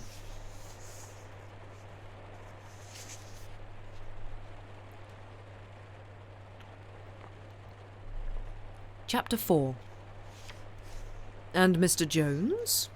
Strama queried a few days later as they sat, Lady Jane and the party from Kent, about an improvised tea-table in a recess of one of the great holly hedges.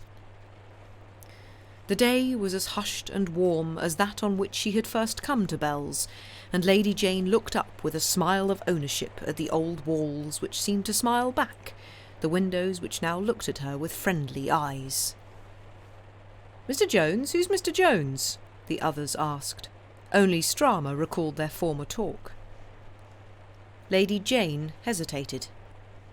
"Mr. Jones is my invisible guardian, or rather the guardian of Bells." They remembered then. "Invisible? You don't mean to say you haven't seen him yet?" "Not yet. Perhaps I never shall. He's very old and very ill, I'm afraid." "And he still rules here?" "Oh, absolutely. The fact is," Lady Jane added, "I believe he's the only person left who really knows all about Bells."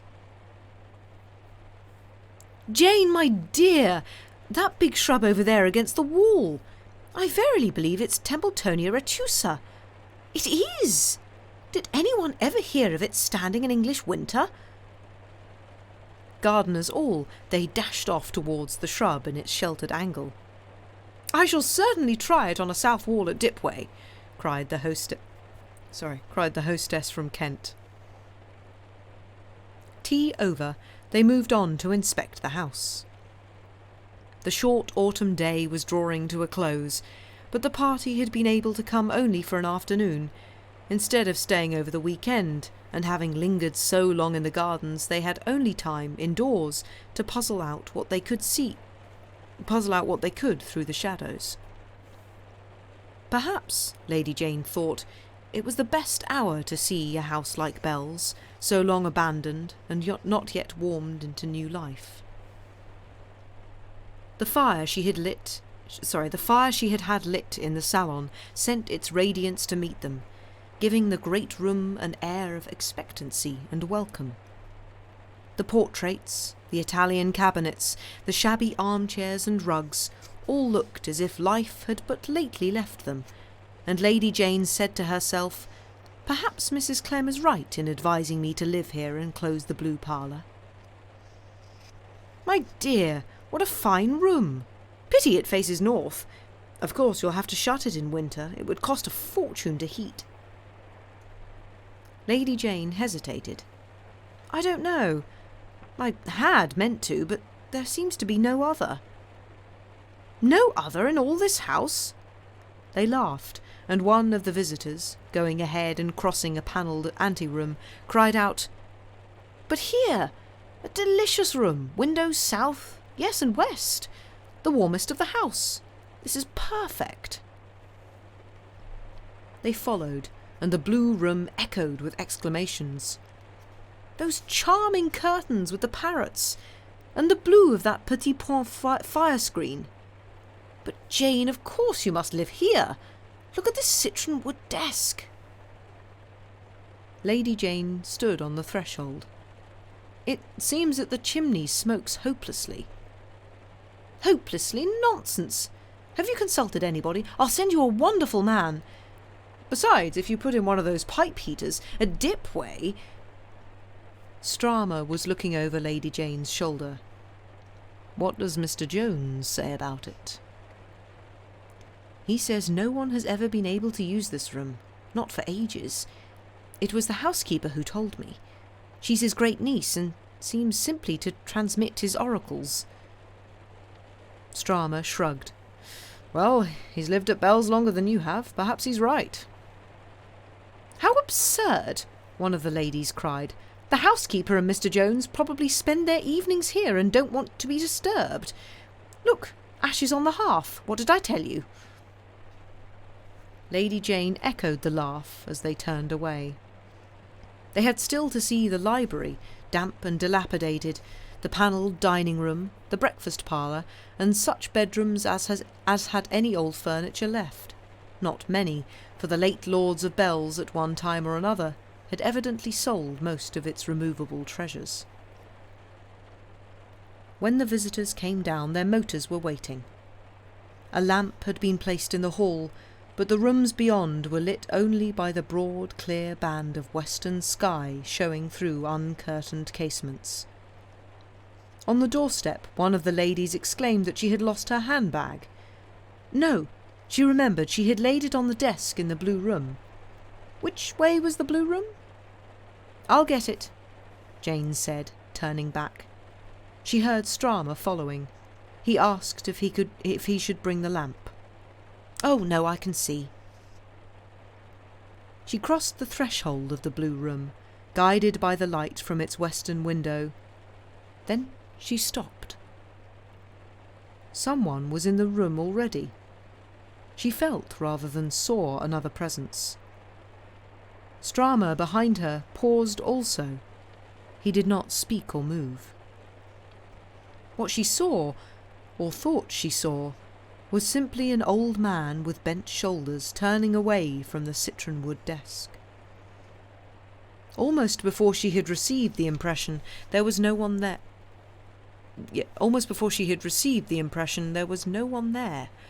Only the slightest stir of the needlework curtain over the farther door. She heard no step or other sound. "There's the bag," she said, as if the act of speaking and saying something obvious were a relief. In the hall her glance crossed Strammer's, but failed to find there the reflection of what her own had registered. He shook hands, smiling. "Well, goodbye. I commit you to Mr. Jones's care. Only don't let him say that you're not shown to visitors." She smiled. "Come back and try," and then shivered a little as the lights of the last motor vanished beyond the great black hedges.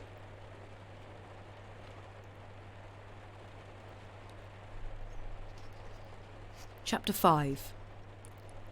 Lady Jane had exulted in her resolve to keep Bells to herself till she and the old house should have had time to make friends. But after a few days she recalled the uneasy feeling which had come over her as she stood on the threshold after her first tentative ring. Yes, she had been right in thinking she would have to have people about her to take the chill off. The house was too old, too mysterious, too much withdrawn into its own secret past, for her poor little present to fit into it without uneasiness. But it was not a time of year when, among Lady Jane's friends, it was easy to find people free. Her own family were all in the north and impossible to dislodge. One of her sisters, when invited, simply sent her back a list of shooting dates, and her mother wrote, "Why not come to us? What can you have to do all alone in that empty house at this time of year? Next summer we're all coming." Having tried one or two friends with the same result, Lady Jane bethought her of Swain. He was finishing a novel, she knew, and at such times he liked to settle down somewhere in the country where he could be sure of not being disturbed. Bells was a perfect asylum, and though it was probable that some other friend had anticipated her and provided the requisite seclusion, Lady Jane decided to invite him. "Do bring your work and stay till it's finished, and don't be in a hurry to finish. I promise that no one shall bother you." And she added, half nervously, "Not even Mr. Jones." As she wrote, she felt an absurd impulse to blot the words out.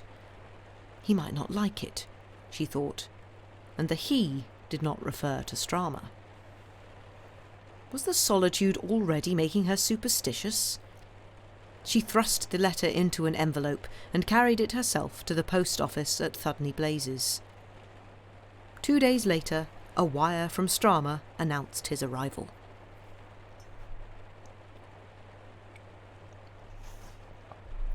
He came on a cold, stormy afternoon, just before dinner, and as they went up to dress, Lady Jane called after him, "We shall sit in the blue parlour this evening." The housemaid Georgiana was crossing the passage with hot water for the visitor. She stopped and cast a vacant glance at Lady Jane.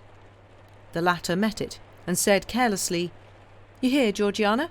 The fire in the blue parlour." While Lady Jane was dressing, she heard a knock and saw Mrs. Clem's round face just inside the door, like a red apple on a garden wall. "Is there anything wrong about the salon, my lady? Georgiana understood that I want the fire in the blue parlour, yes. What's wrong with the salon is that one freezes there. But the chimney smokes in the blue parlour.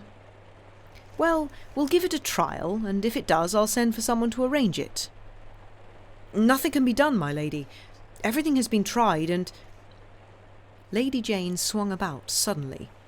She had heard Swain singing a cheerful hunting song in a cracked voice in his dressing room at the other end of the corridor. "That will do, Mrs. Clem. I want the fire in the blue parlour." "Yes, my lady." The door closed on the housekeeper. "So you decided on the salon after all?" Swain said, as Lady Jane led the way there after their brief repast. "Yes, I hope you won't be frozen. Mr. Jones swears that the chimney in the blue parlour isn't safe, so until I can fetch the mason over from Strawbridge—" "Oh, I see." Swain drew up to the blaze in the great fireplace. "We're very well off here, though heating this room is going to be ruinous. Meanwhile, I note that Mr. Jones still rules." Lady Jane gave a slight laugh. "Tell me," Swain continued as she bent over the mixing of the Turkish coffee, "what is there about him? I'm getting curious." Lady Jane laughed again and heard the embarrassment in her laugh. "So am I." "Why, you don't mean to say you haven't seen him yet?" "No, he's still too ill." "What's the matter with him? What does the doctor say?" "He won't see the doctor." "But look here, If things take a worse turn, I don't know, but mightn't you be held to have been negligent? What can I do? Mrs. Clem says he has a doctor who treats him by correspondence. I don't see that I can interfere. Isn't there someone besides Mrs. Clem whom you can consult? She considered. Certainly, as yet, she had not made much effort to get into relations with her neighbours. I expected the vicar to call, but I have inquired. There's no vicar any longer at Thudney Blazes. A curate comes from Strawbridge every other Sunday, and the one who comes now is new. Nobody about the place seems to know him. But I thought the chapel here was in use. It looked so when you showed it to us the other day. I thought so too. It used to be the parish church of Link Linnet and Lower Link, but it seems that was years ago. The parishioners objected to coming so far, and there weren't enough of them. Mrs. Clem says that nearly everybody has died off or left. It's the same at Thudney Blazes. Strama glanced about the great room, with its circle of warmth and light by the hearth, and the sullen shadows huddled at its farther end, as if hungrily listening.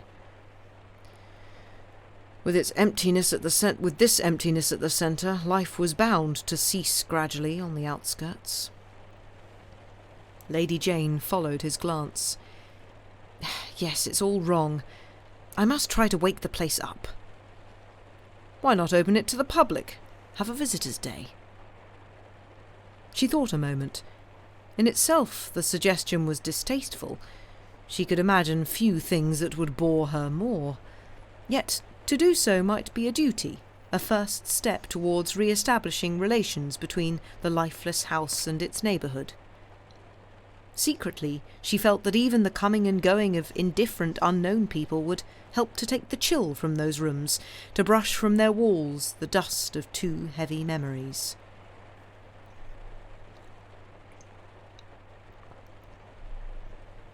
"Who's that?" asked Strama. Lady Jane started in spite of herself and glanced over her shoulder, but he was only looking past her at a portrait which a dart of flame from the hearth had momentarily called from its obscurity. "That's a Lady Thudney." She got up and went toward the picture with a lamp. "Might be an OP, don't you think? It's a strange face, under the smirk of the period." Strama took the lamp and held it up. The portrait was that of a young woman in a short-waisted muslin gown caught beneath the breast by a cameo. Between clusters of beribboned curls, a long, fair oval looked out, dumbly, inexpressively, in a stare of frozen beauty. "It's as if the house had been too empty even then," Lady Jane murmured. "I wonder which she was." "Oh, I know. It must be also his wife." Strama stared. "It's the only name on her monument. The wife of Peregrine Vincent Theobald, who perished of the plague at Aleppo in 1828. Perhaps she was very fond of him, and this was painted when she was an inconsolable widow." "They didn't dress like that as late as 1828. Strama, holding the lamp closer, deciphered the inscription on the border of the lady's India scarf. "Juliana, Viscountess Thudney, 1818. "She must have been inconsolable before his death, then." Lady Jane smiled. "Let's hope she grew less so after it." Strama passed the lamp across the canvas. "Do you see where she was painted? In the blue parlour. Look, the old panelling, and she's leaning on the citron wood desk. They evidently used the room in winter then." The lamp paused on the background of the picture, a window framing snow-laden paths and hedges in icy perspective. "Curious," Strama said, "and rather melancholy to be painted against that wintry desolation. I wish you could find out more about her. Have you dipped into your archives?" "No. Mr. Jones—" "He won't allow that either?" "Yes, but he's lost the key of the monument room. Mrs. Clem has been trying to get a locksmith." "Surely the neighbourhood can still produce one." There was one at Thudney Blazes, but he died the week before I came. Of course. Of course? Well, in Mrs. Clem's hands, keys get lost, chimneys smoke, locksmiths die. Strama stood, light in hand, looking down the shadowy length of the salon. I say, let's go and see what's happening now in the blue parlour. Lady Jane laughed. A laugh seemed easy with another voice nearby to echo it. Let's. She followed him out of the salon, across the hall in which a single candle burned on a far-off table, and past the stairway yawning like a black funnel above them. In the doorway of the blue parlour, Strama paused. "Now then, Mr. Jones." It was stupid, but Lady Jane's heart gave a jerk. She hoped the challenge would not evoke the shadowy figure she had half seen that other day. Lord, it's cold. Strama stood looking about him. Those ashes are still on the hearth. Well, it's all very queer. He crossed over to the citron wood desk.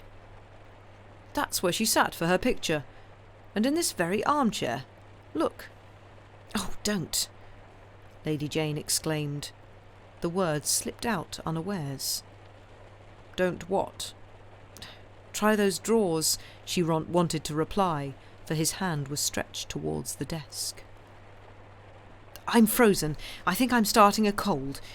Do come away, she grumbled, backing toward the door.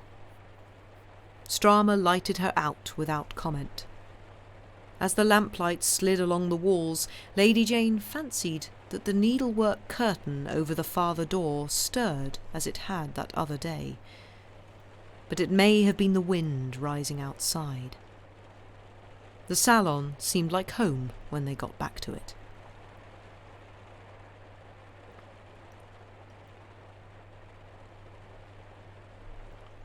There is no Mr. Jones. Strama proclaimed it triumphantly when they met the next morning. Lady Jane had motored off early to Strawbridge in quest of a mason and a locksmith. The quest had taken longer than she expected, for everybody in Strawbridge was busy on jobs nearby and unaccustomed to the idea of going to bells, with which the town seemed to have had no communication within living memory. The younger workman did not even know where the place was, and the best Lady Jane could do was to coax a locksmith's apprentice to come with her, on the understanding that he would be driven back to the nearest station as soon as his job was over. As for the mason, he had merely taken note of her request and promised half-heartedly to send somebody when he could. Rather off our beat, though. She returned, discouraged and somewhat weary, as Strama was coming downstairs after his morning's work. No Mr. Jones? She echoed. Not a trace. I've been trying the old Glamis experiment, situating his room by its window. Luckily the house is smaller. Lady Jane smiled. Is this what you call locking yourself up with your work? I can't work, that's the trouble. Not till this is settled. Bell's is a fidgety place. Yes, she agreed. Well, I wasn't going to be beaten, so I went to try and find the head gardener. But there isn't. No, Mrs. Clem told me. The head gardener died last year. That woman positively glows with life whenever she announces a death. Have you noticed? Yes, Lady Jane had. Well, I said to myself that if there wasn't a head gardener, there must be an underling, at least one. I'd seen somebody in the distance raking leaves, and I ran him down. Of course, he'd never seen Mr. Jones. You mean that poor old half-blind Jacob? He couldn't see anybody. Perhaps not. At any rate, he told me that Mr. Jones wouldn't let the leaves be buried for leaf mould. I forget why. Mr. Jones's authority extends even to the gardens. Yet you say he doesn't exist. Wait, Jacob is half-blind, but he's been here for years, and knows more about the place than you'd think. I got him talking about the house, and I pointed to one window after another, and he told me each time whose the room was, or had been. but he couldn't situate Mr. Jones. "I beg your ladyship's pardon." Mrs. Clem was on the threshold, cheeks shining, skirt rustling, her eyes like drills. "The locksmith your ladyship brought back. I understand it was for the lock of the muniment room." "Well, he's lost one of his tools and can't do anything without it, so he's gone.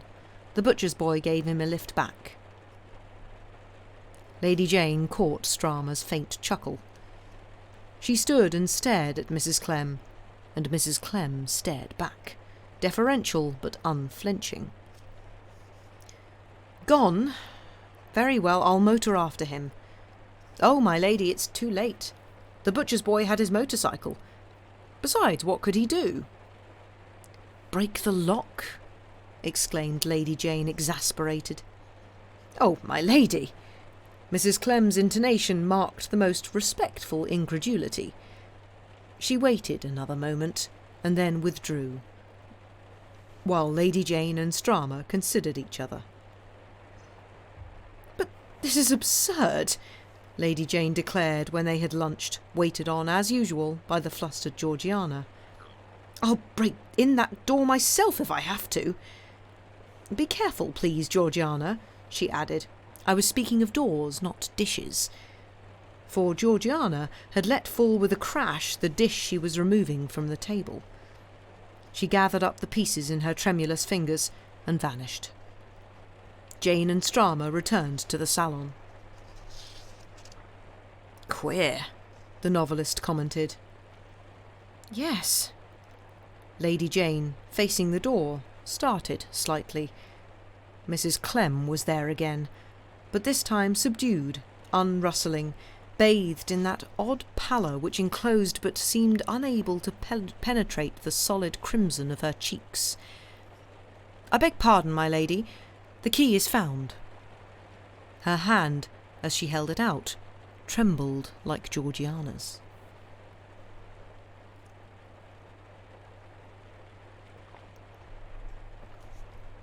Chapter 6. "It's not here," Strama announced a couple of hours later. "What isn't?" Lady Jane queried, looking up from a heap of disordered papers. Her eyes blinked at him through the fog of yellow dust raised by her manipulations. "The clue. I've got all the 1800 to 1840 papers here, and there's a gap." She moved over to the table above which he was bending. "A gap?" "A big one.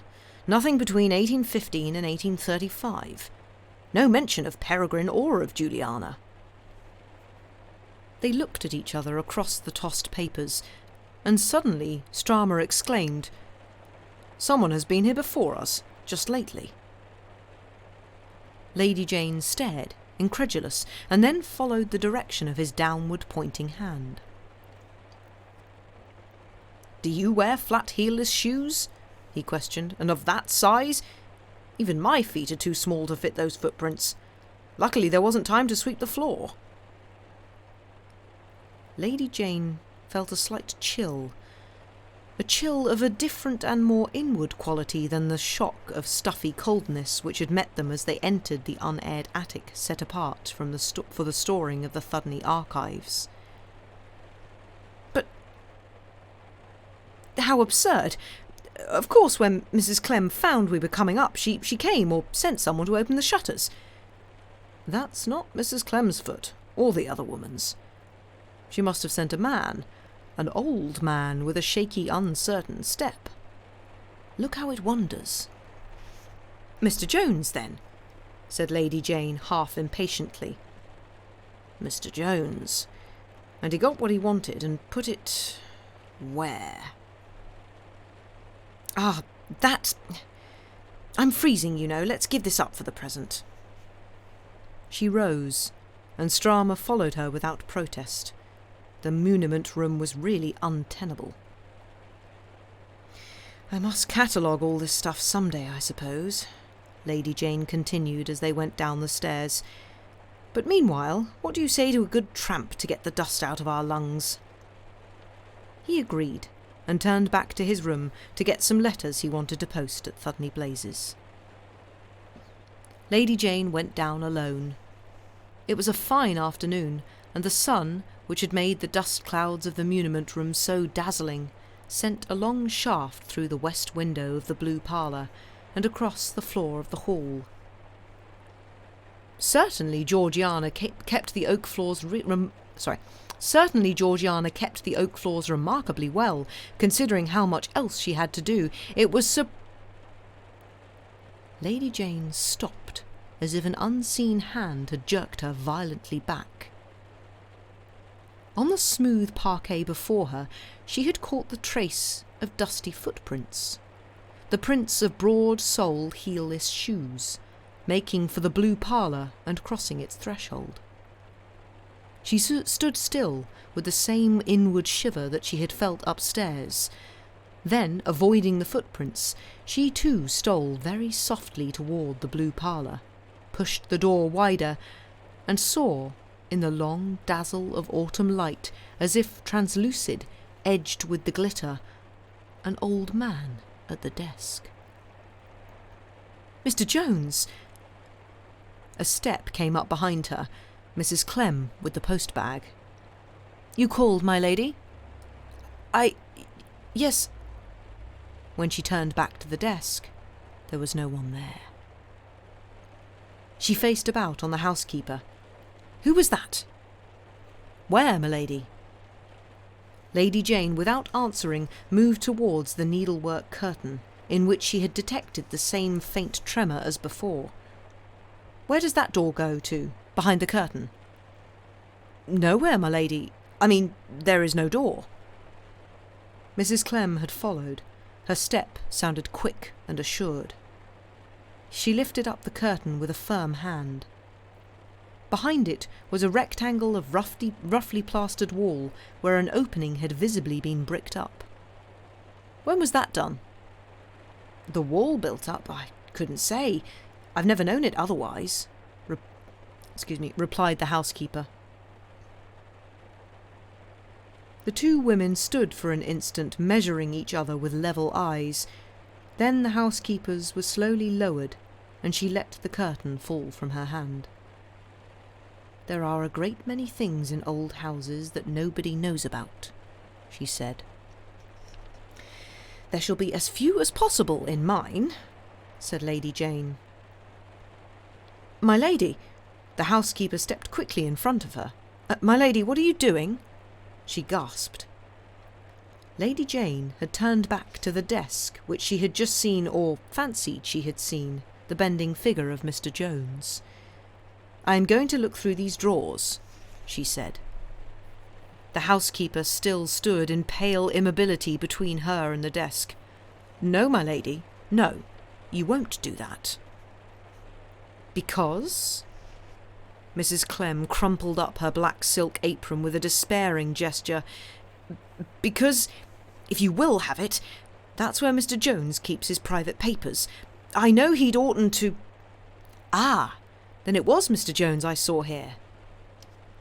The housekeeper's arms sank to her sides, and her mouth hung open on an unspoken word. "You saw him?" The question came out in a confused whisper, and before Lady Jane could answer, Mrs. Clem's arms rose again, stretched before her face as if to fend off a blaze of intolerable light, or some forbidden sight she had long since disciplined herself not to see. Thus screening her eyes, she hurried across the hall to the door of the servants' wing. Lady Jane stood for a moment looking after her. Then, with a slightly shaking hand, she opened the desk and hurriedly took out from it all the papers, a small bundle that it contained. With them she passed back into the salon. As she entered it, her eye was caught by the portrait of the melancholy lady in the short-waisted gown whom she and Ffryar had christened, also his wife. The lady's eyes, usually so empty of all awareness save of her own frozen beauty, seemed suddenly waking to an anguished participation in the scene.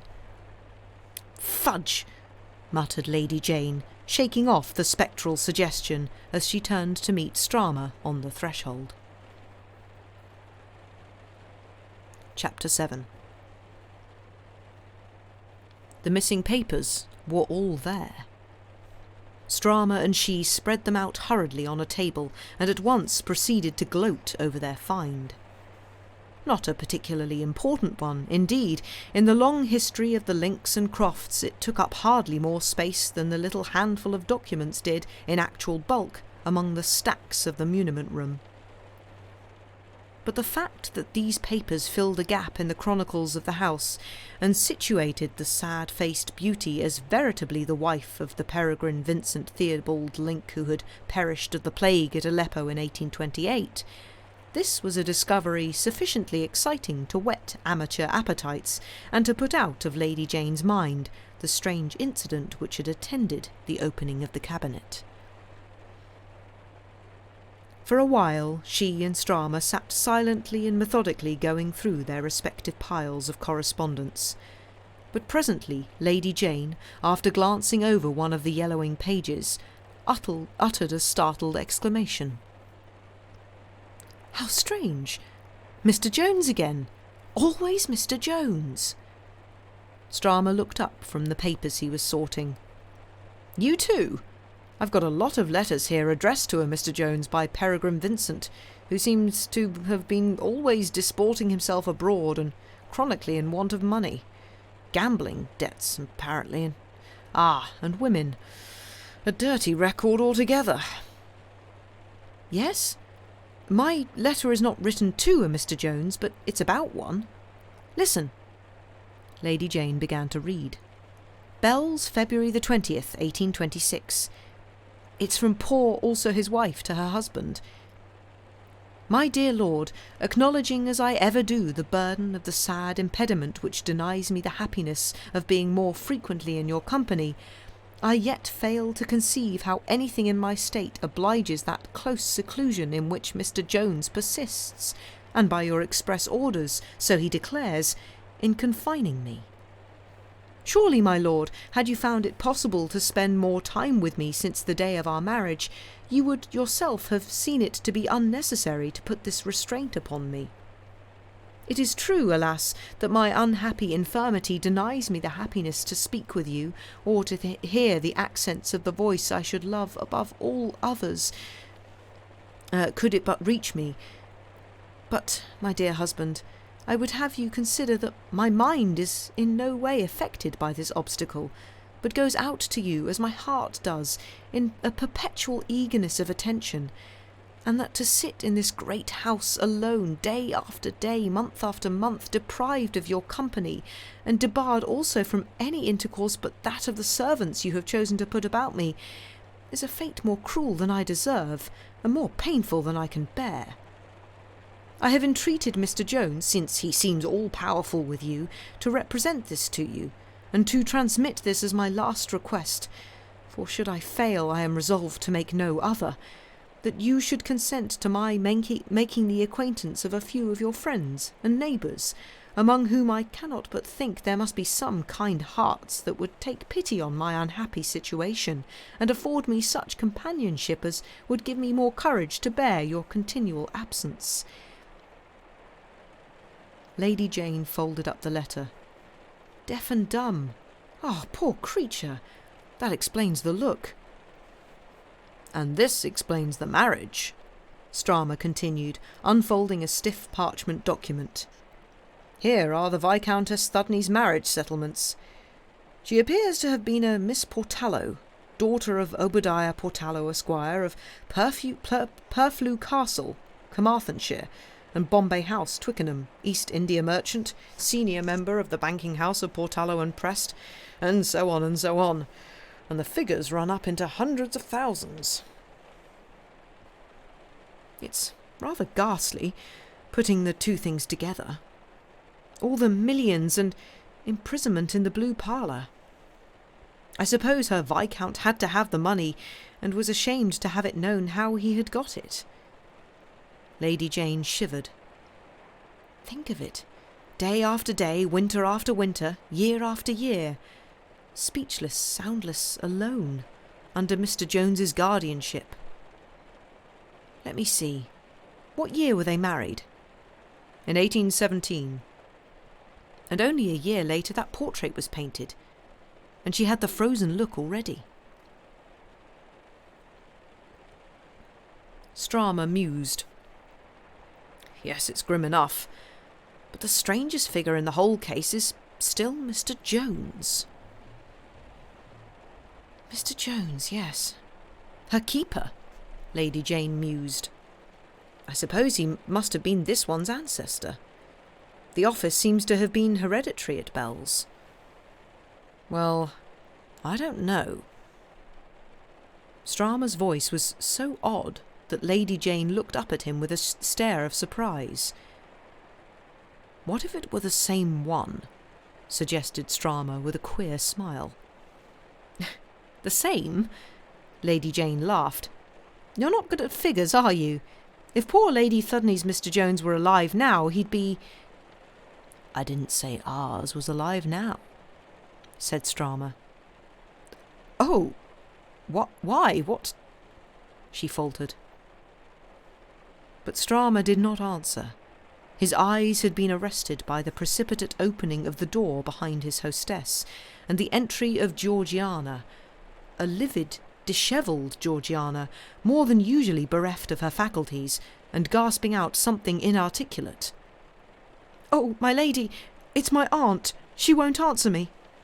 Georgiana stammered in a voice of terror. Lady Jane uttered an impatient exclamation. Answer you? Why, what do you want her to answer? Only whether she's alive, my lady, said Georgiana with streaming eyes. Lady Jane continued to look at her severely. Alive? Alive? Why on earth wouldn't she be? She might as well be dead, by the way she just lies there. Your aunt dead? I saw her alive enough in the blue parlour half an hour ago, Lady Jane returned. She was growing rather blasé with regard to Georgiana's panics, but suddenly she felt this to be of a different nature from any of the others. Where is it your aunt's lying? In her own bedroom on her bed, the other wailed, and won't say why. Lady Jane got to her feet, pushing aside the heaped-up papers and hastening to the door with Ffryar in her wake. As they went up the stairs, she realised that she had seen the housekeeper's bedroom only once, on the day of her first obligatory round of inspection, when she had taken possession of Bell's. She did not even remember very clearly where it was, but followed Georgiana down the passage and through a door which communicated, rather surprisingly, with a narrow walled-in staircase that was unfamiliar to her. At its top, she and Ffryar found themselves on a small landing upon which two doors opened. Through the confusion of her mind, Lady Jane noticed that these rooms, with their special staircase leading down to what had always been called his lordship's suite, must obviously have been occupied by his lordship's confidential servants. In one of them, presumably, had been lodged the original Mr. Jones, the Mr. Jones of the yellow letters, the letters purloined by Lady Jane.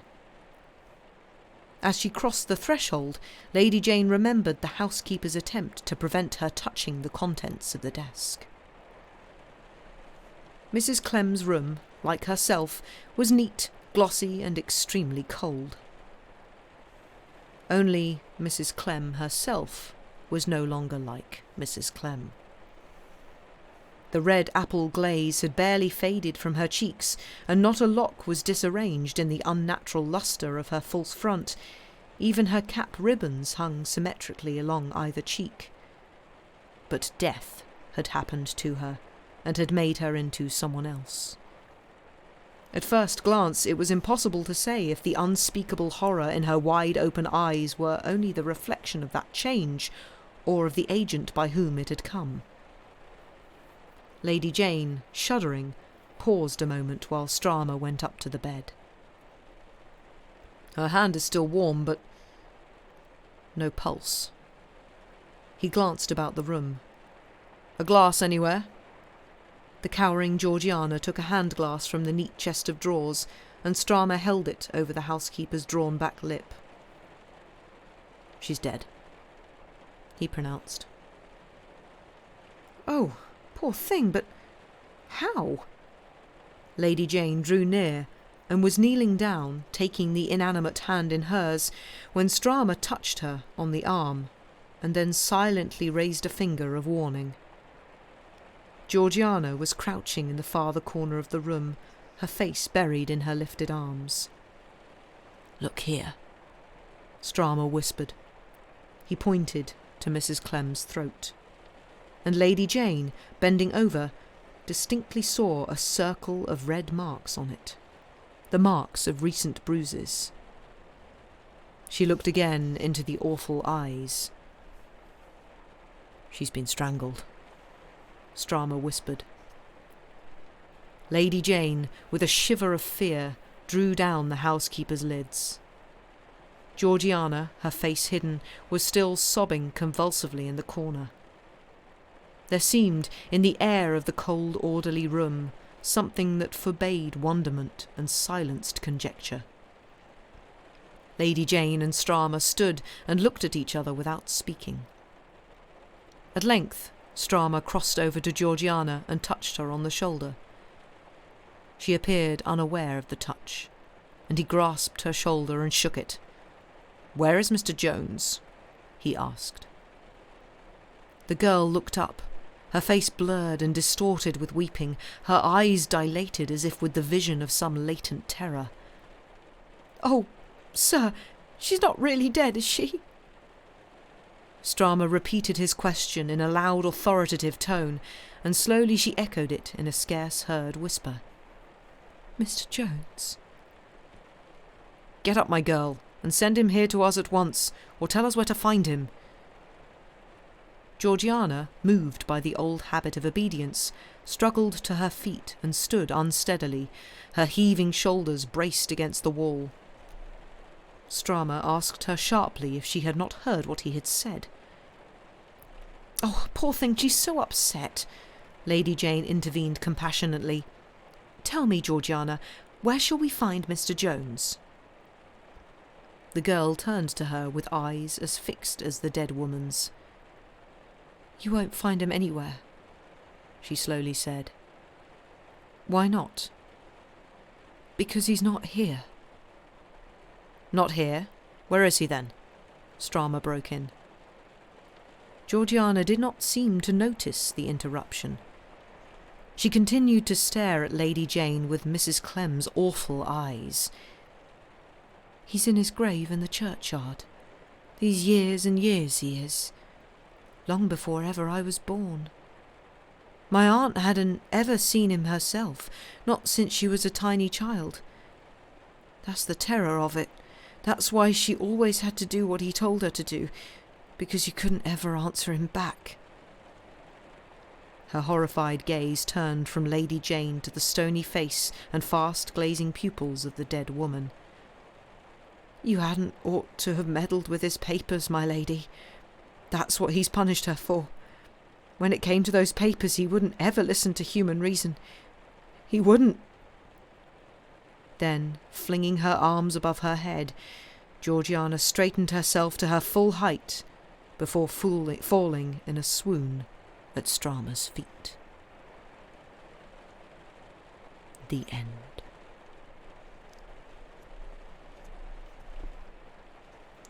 I quite like the fact that there's kind of a bit of a cliffhanger there. It's like, oh no, Soz, you've got a ghost. You gonna do anything about it? No, just got a ghost. Yeah, I liked that one. I really liked that one. I will have to read more Edith Wharton because I really like her writing style. That's great. Like the descriptions of the house and like the feeling of autumn and stuff. It was good, wasn't it? Yeah, it's great. Definitely gonna have to read more of her stuff.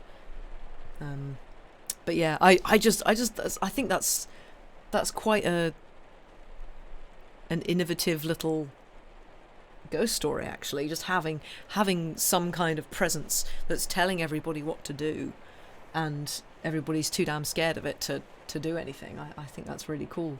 I do also like his wife, also because that's such a it's something you see a lot on sort of tombstones and things. It's just always the guy has a big old sort of epitaph, and then it's also his wife, who is also buried here, and that's all she gets. So I quite liked that as a thing. Had to read Ethan Frome by her in high school and you hated it. This is much more enjoyable. Oh, I don't know that one. I will have to look it up. But if you say it's not great, then we shall see. But thank you for people who followed during the stream. Few new followers, welcome in. You're very welcome. Thank you very much for following. And I see Sam has put his new emote. Yay! Oh, it was bedtime. Oh, that's nice. Little bedtime emote. Is that a follower emote or is that a subscriber emote? I don't seem to have it on my literacy thing. For subs. Alright. Yeah, I don't seem to have it. Why don't I have a sub emote? I'm sad now. Might need to refresh. Oh yeah, good point. But yes, sorry, we've gone on a little bit, but that story took a little bit longer than I expected it to. Yay! There we go. Bedtime. That's a really cute emote. Thank you, Sam. Lovely. We do need to come up with some more follower emotes. This is true. But yes, I hope you all enjoyed those. I really enjoyed those stories. I thought they were really good.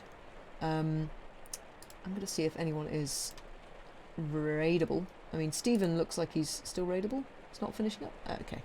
So, thank you all for being here. You're all lovely people. Come back on Saturday for more utterly ridiculous adventures of 3 men in a boat. God knows what they're going to get up to this time. Woo! More face palming will be had.